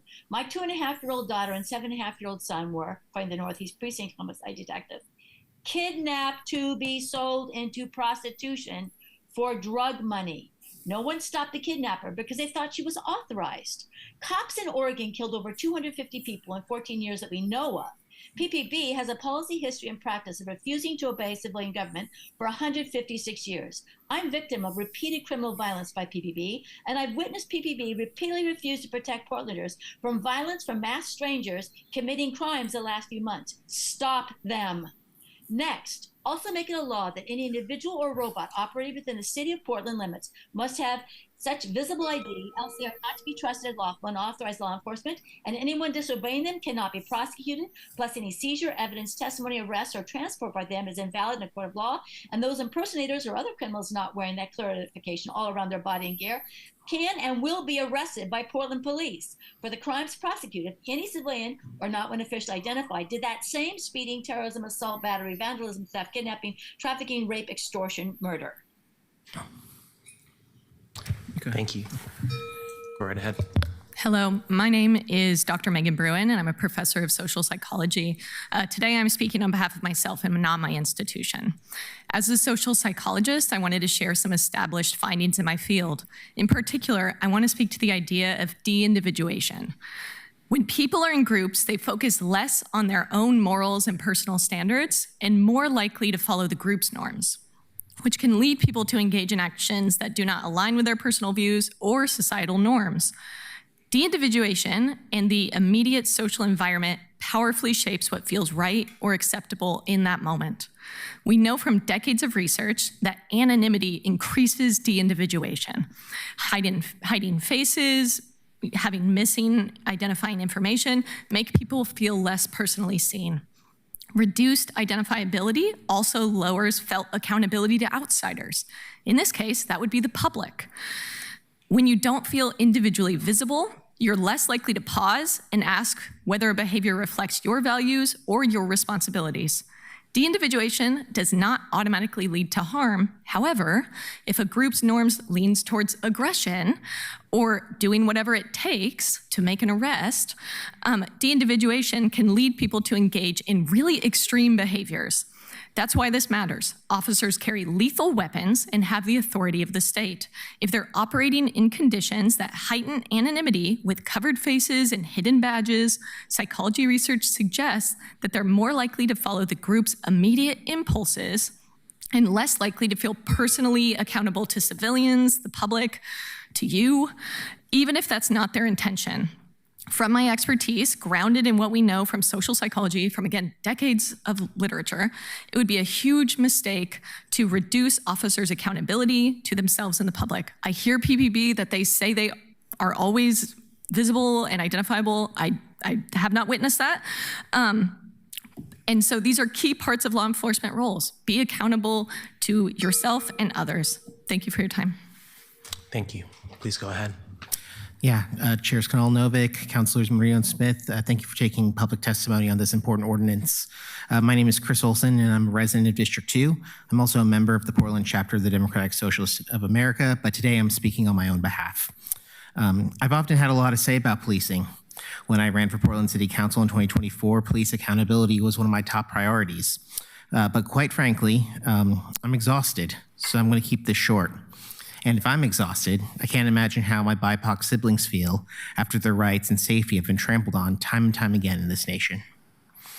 This committee must understand the importance of supporting the proposed ordinance to ensure justice and transparency. Therefore, I want to remind the committee and the rest of the council that it is your responsibility to protect the people of Portland, and that's all the people of Portland, no matter their race, religion, background, or immigration status. The federal government is violating the Constitution of the United States in a blatant attempt to circumvent due process and to commit crimes against humanity by displacing our BIPOC neighbors for no other reason than the fact that they are not white. ICE operations are not law enforcement. They continue the legacy of the systemic racism and human rights violations that go back to the Japanese internment camps of World War II and the genocide of our Native American siblings. Recognizing the shared history should inspire all of us to act against systemic racism seen in these ICE operations. White supremacy persists in this nation, in this state, in this city, and even within these council chambers. You are considering one of the most significant pieces of anti-racist legislation this body can pass. Any action that disrupts the white supremacist system that has operated since before this country's founding must be prioritized and supported. Thank you. Yield my time. Thank you. Kip is online. I am. Hi there. Let me get my screen up. Hello, thank you for having me. My name is Kip Silverman. I use he, him pronouns, and I am a resident of District 2. I'm entering my 28th year as a Portland resident, and I am co-chair of the Policy and Reform Subcommittee on the Portland Committee on Community Engaged Policing, PCEP. But speaking for myself presently, I fully support this ordinance as a baseline, and I highly recommend advancing this as quickly as possible, and I appreciate starting this discussion.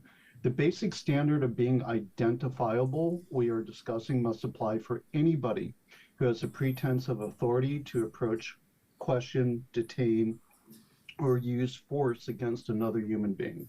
While I find the actions of ICE and DHS and other agencies roaming our streets looking for people to terrify or disappear is deeply abhorrent, I believe that as a law enforcement officer, everyone should be accountable to the person they approach. That means knowing what their face looks like, what their name is, whom they represent, what their badge number is, and by what right they are claiming to be interacting with that person. Anything else is vigilantism. As discussed in our PCEP meetings, our community has asked, and I agree, that determining PPB policies of when and how they might validate and protect anyone in Portland approached by unaccountable persons needs to happen. And I highly encourage not only this going forward, but also asking for those clarifications on policies as soon as possible as we see this playing out in our streets daily. Thank you for your time, and I'll yield the rest of my time. Thank you. Diana, will you please call up the next panel? Next, we have Irina Haas, Sammy Ortileva, Rory Martos, and Samuel Muslers Haldane. So I just want to, as they're coming up, note and thank the staff for their flexibility. I know we've got 10 folks left who signed up. Maybe not all of them are here. And so I appreciate the flexibility of the staff who support our meetings and letting us run a little bit over. There is a possibility that someone may have to step out. I hope that everyone is gracious to them as we are running past time. And I don't know if any of the 4 of them are actually here. So if you would like to call the next All right. group up. Samuel is online, I believe. Please go ahead. Yeah, I think so. Thank you. My name is Samuel Muchler-Aldine. I'm a resident in District 4, and I'm testifying in support of the ordinance to prohibit face coverings and require identification for federal agents. This ordinance is the bare minimum, and it is still necessary. We need to approve this ordinance and revoke the McAdam ICE Center permits and do everything else in our power to protect our community.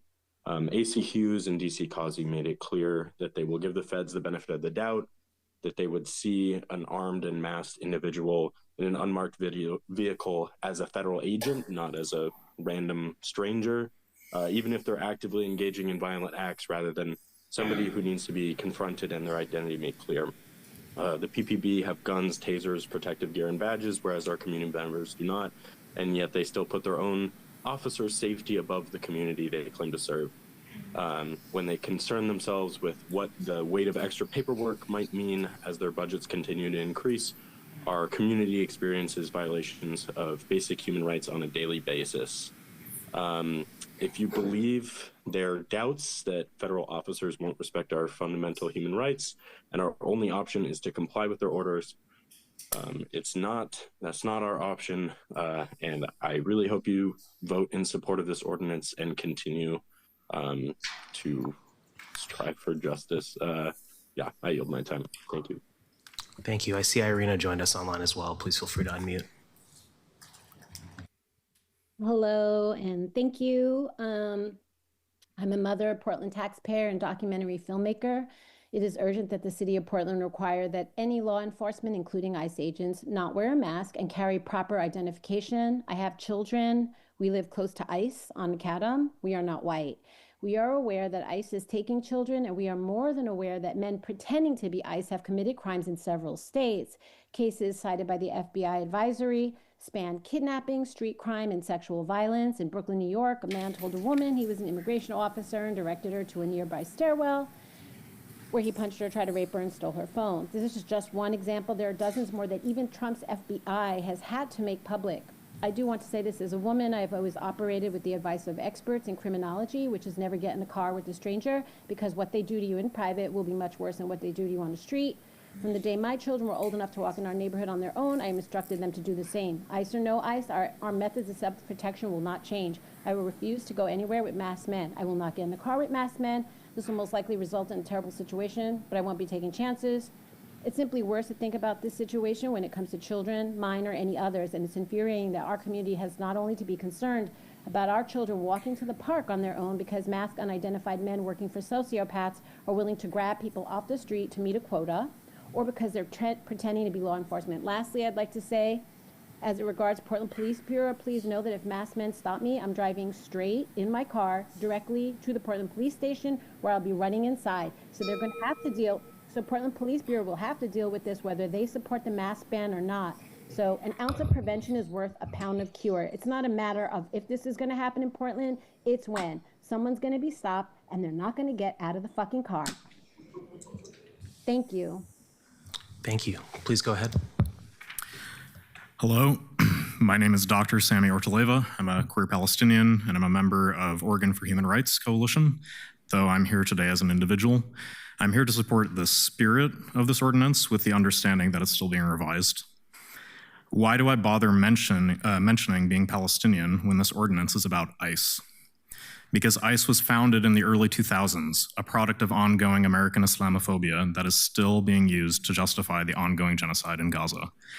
Because ICE is importing Israeli-style tactics used against Palestinians and deploying them on Portland streets. Because this connection between ICE and genocidal Israeli forces isn't hypothetical. The Anti-Defamation League, a pro-genocide hate group masquerading as a civil rights group, took ICE officials to Israel at least 3 times in recent years to teach them Israeli tactics.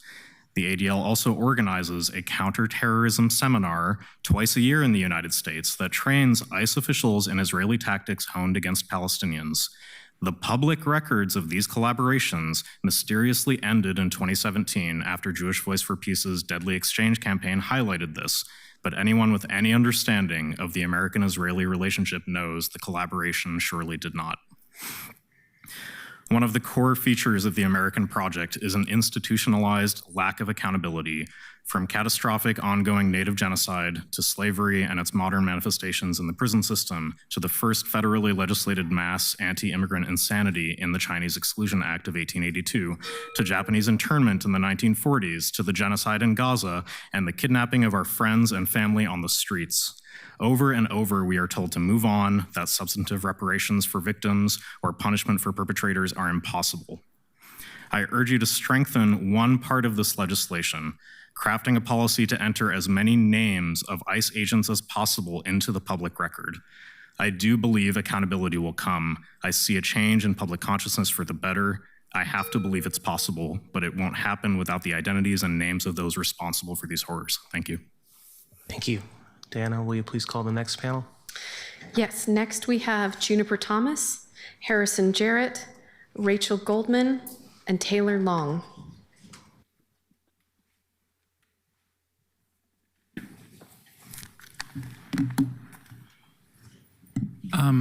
Hi, my name is Juniper Thomas. I've previously worked on the Police Accountability Board in Davis, California for 3 years. Our chief aim on that board was to hold police accountable to their actions and raise trust between the local community and law enforcement. The two go hand in hand. We tried to help the public feel like there was a real avenue for ensuring that their rights would be protected and that there would be recourse if they weren't. It built trust and respect between the public and law enforcement. Based on the testimonies here, something that is desperately in need of now. But how can we build that trust in law enforcement when we can't verify if they are law enforcement or if we can't see their badge, let alone their face? Trust cannot occur when you can't verify the truth. Trust cannot occur if there's no way to identify and take action against bad actors in law enforcement, and trust cannot occur when the gunman forcing you out of your car won't show their face. This ordinance is different but similar to intent in the Police Accountability Board. It's an attempt to build trust. It's an attempt to help people feel like there's recourse if their rights are trampled. And it's an attempt to help people of the city feel that they have a government that wants to keep them safe. In my opinion, it's not really even the bare minimum required to do so, but it is a vital first step. Specifically, talking about some things in the bill. There was issues with collective bargaining. It sounds like collective bargaining must be involved for any uniform requirements that involve disciplining. I don't think I've seen anything in here that this even involves disciplining, unless we're considered talking to supervisors as discipline. Supremacy clause, federal supersedes state, supersedes local. I don't know if there are any federal or state laws that say that you're allowed to wear masks. Unless those things mean that federal agents are immune to local laws. I'm not really for sure on that. Thank you.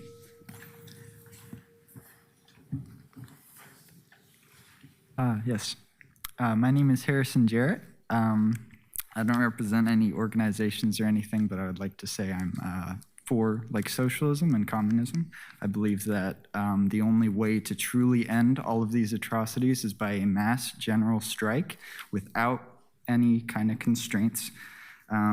As for this legislation, I would say that some of these concerns have already been addressed, but that many exceptions to this can be abused by ICE and PPB, and I think there need to be more assurances that those won't be exploited by workers in these organizations.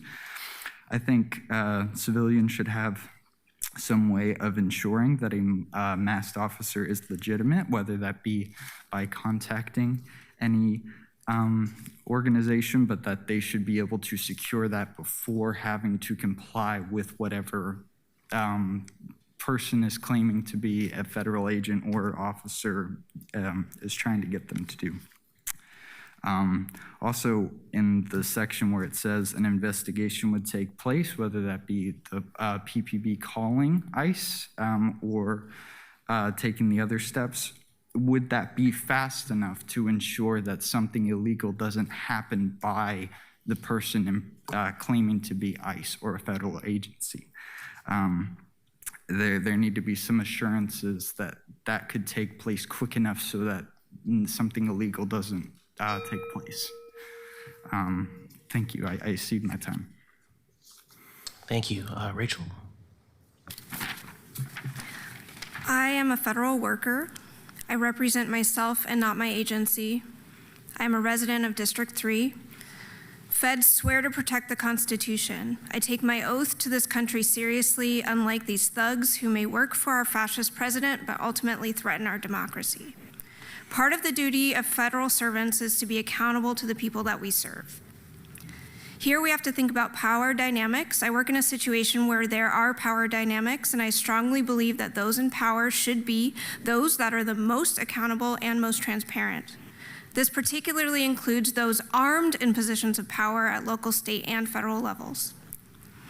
Regardless of whether or not we believe federal law enforcement will adhere to this, it is still worth implementing because there are no instances in which allowing law enforcement to conceal their identities is in the best interest of the public.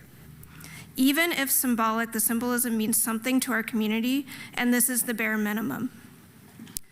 So my final question is this: what is our role practically and symbolically in responding to federal agents acting unconstitutionally, i.e. rounding up people without reasonable suspicion without a warrant? I ask this of you all. I ask this of PPB. How do we respond when federal agencies invoke unconstitutional policies and practices that are not founded on the interests and the values of the community?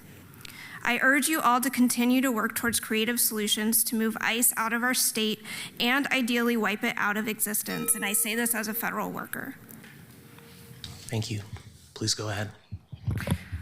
I won't act as if this is a good afternoon. Therefore, I will simply state my name for the record. My given name is Taylor Long, and I come out today to speak on the negligence of the current administration and the lack of concrete action used by City Hall, while our so-called representatives sit before us today having dragged their feet on any action against the ICE facility or to do give out any consequences on the multiple land use violations at the ICE facility and against the federal incursion of our civic rights as a whole. No. They sit in their chairs and claim that there is nothing to be done, that we must not take the bait, while our representatives pass the buck of responsibility down the line with no accountability or action actually conducted. They now placate the growing civic dissent and reactive legislation that should have been enacted months, if not years ago. They passed this mask mandate not for the safety of the populace or for the democracy they claim to uplift and uphold, but to save face in their own careers, while the populace is paying attention to bank in on civic heartbreak for their own gain. Pass the mask ban. That's fine. But I will say this in simple terms as possible in case you are not listening. Revoke the ICE permit or resign. We, the people of Portland and the people of Oregon as a whole, deserve representatives that will move proactively, that stand for individual citizens and not for capital gain, that will speak to all of their constituents instead of hiding in offices and refusing to respond to the hard questions, ignoring thousands of calls and emails from scared members of the community, from fathers and mothers and children who do not know if tonight will be the last night they see their loved ones. To take accountability for the lack of action and the real deaths and terror that inaction has enabled in Portland and in this country at large. We, the people, have made efforts to pry action from the greedy hands of those that claim to represent us. Following an investigation only initiated by numerous public complaints, the city of Portland issued a land violation notice for the U.S. Immigration Customs Enforcement ICE facility. Thank you for your testimony. Thank you. Thank you for testimony. Next, we have Claire Courtney, Loretta Guzman, and it appears we also had Lynn Hanlon joined online, who we missed earlier. So thank you for your patience. Claire, you can unmute yourself and begin your testimony.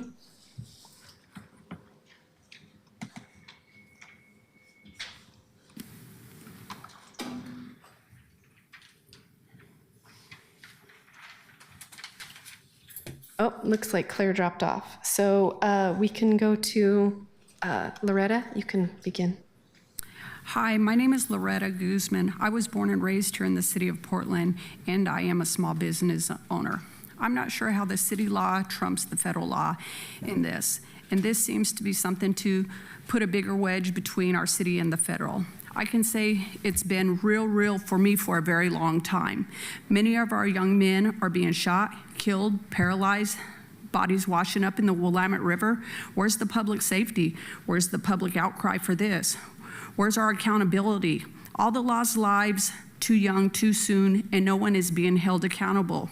We have single mothers, children and families left behind to try and navigate their way through this trauma. But us victims need more accountability by our city.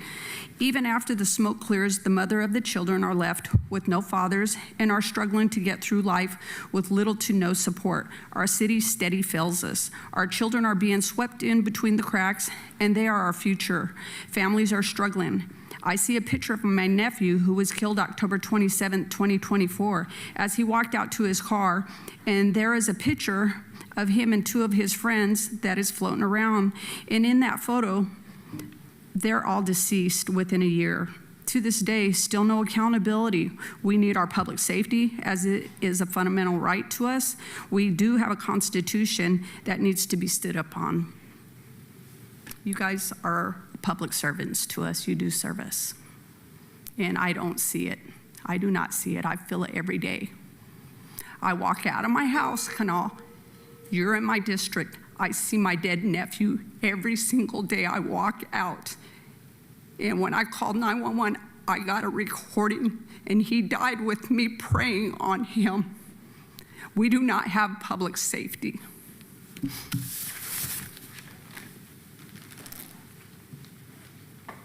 Lynn, you can unmute and begin your testimony. Okay, I think I'm unmuted. We can hear you. Okay. So my name is Lynn Handlin, and first I want to thank Councillor Kanal for proposing the ordinance. It's a start. ICE and CPB officers are, as we already know, detaining people without cause based on racial profiling or just they don't like what they're saying. They use excessive force. They saturate the neighborhood around ICE with toxic waste, tear gas, and pepper spray, and just generally behave badly. Worse even than the Portland police back in 2020. That's bad. All while being virtually anonymous. We need our local police to actually pay attention to this and for realsies do their jobs, be there to protect Portlanders from masked armed thugs, ICE or otherwise, and not turning a blind eye or worse, joining in and arresting protesters. Clearly, Portland police have not been doing a great job of this so far, and I think this ordinance could help to push that forward. And as far as the uniform and name tag thing, I mean, I don't understand why the name tags can't come first, and the high price tag, and it'll take 1.5 years to 2 years. I kind of don't buy that. I mean, the name tags, I have a printer if you need it. It just shouldn't take that long. It's a scare tactic, a very common one for the Portland police that always say that, you know, certain things cost more than they really should. I'm familiar with budgets and things, and it's an excuse. I don't want to hear it. I do have a question. What if after saturating the air with tear gas and the like, the ICE officers then say that the air is so toxic that they have to wear face coverings? I think that would be reason for, like, you know, having really visible name tags. I understand we can't force ICE to do virtually anything, but same goes for Portland police. So yeah, we need the big giant name tags and no face coverings. If you're choking on your own tear gas, well, I guess it would be ICE's tear gas, so never mind. Anyway, thank you, and also revoke ICE's permit. It might help to end this crap, at least for here and for now. Thanks. That completes testimony. Thank you, and thank you to everyone for your patience in being here and staying through. We have a little time for council conversation. I want to note that it might not look like we have quorum up here. Councilor Zimmerman is online for a bit here as well, and Councilor Murillo had to step out, but I think Councilor Smith will be coming back in a moment. So I'll pass the gavel over to Councilor Novick to manage this. I don't see anyone in the queue for final comments. Councilor Canal, is there anything that you'd like to say? Yeah, just three things I wanted to say briefly. Councilor Murillo did ask me to share that she's fully supportive of the mask. This is a quote, that I'm fully supportive of the mask ban and will do whatever it takes to push this through the bureaucracy faster, end quote. I just want to also note that I'm happy to work with all of my colleagues to show why I am not sharing all of the legal concerns that have been raised. That doesn't mean the text is perfect or that they are not concerns that need to be addressed. I'm saying that we are working on it and they're in an in-progress state. And I also want to note, finally, that I left out something important in the presentation, and I'm fairly surprised at myself for leaving out, which is that the act of creating documentation is something that can assist with lawyers, knowing where a person was and knowing how and when a person was taken by ICE. Even if the person is disengaged with because they are an ICE officer, the act of documenting that they were at this place at this time and potentially that they were engaged with this particular civilian at this moment is something that is advantageous to the lawyers that represent immigrants and anyone that's being messed with, frankly, by ICE. And I want to just note that documentation is a very important part of what we're trying to achieve here as well. I can't respond to everything that's been stated. There's been a lot here. I want to just thank everyone, whether you are supportive, critical, whatever in between, for coming out and sharing. I understand that for some people this will be too much or too little, and I get that. I hear you. I'm committed to continuing to listen. And the last thing I'll say, which is not just about this ordinance proposal, but about anything related to federal overreach, is if there's a place that you think I should be and you'd like me to be there, please email me and I'll be there. I want to see things with my own eyes. I do receive things, your feedback and accounts of what people have observed and witnessed yourself, and I do pass those along, including in these meetings, but also outside. But I do want to indicate openly that I'm very happy to come out and see whatever it is that you think I should. Finally, I do want to thank the presenters for being here, DC Akazi and your team in particular, and Councilor Novick for helping chair this just in the interest of fairness. So thanks. Thank you, Chair Canal. I put myself in the queue partly to say this, and this is in response to a couple of the testifiers. I think that one thing people in the community will want to know is not just what happens when somebody has no indication that they are a federal agent, but what happens when somebody who is demonstrably a federal agent is beating the hell out of Portlanders. And that's something that I think we should have a public conversation with about the police, because they can intervene when, as my understanding, when federal officers are acting outside their authority. And I think that we need to get some clarification about what outside their authority means, and if there are circumstances where we can expect the police to step in. That's not really relevant to this mask ban conversation, but I think it's something that people raise that I think we should have a separate conversation about. Do have reservations about passing a mask ban if we really can't enforce it against the feds and if there's not real concerns about the Portland police running around masked. I do want to look at the incidents that Councilor Canal has of people saying they've called and the police haven't responded when there's no indication that somebody is a federal agent, and hear what the police have to say about that. So that's will be an ongoing conversation. Also, Councilor Smith has introduced a resolution, which I think is really interesting, which I expect we'll take up next time we meet. And seeing nobody else in the queue, I think that we can declare this meeting of the community. Councilor Canal? Just real quick, because it's at the bottom here. Our next meeting is Tuesday, January 27th. We're going to receive a presentation on human trafficking and prostitution. We're going to consider a nuisance property code change, which comes from Councilor Novick. We have a council meeting tomorrow morning. It's at 9, not 9:30, which is the standard time, 9 a.m. tomorrow. And if you have anything you'd like to share, councilor.canal@portlandoregon.gov. Thanks. And the meeting of the Community and Public Safety Committee is now adjourned.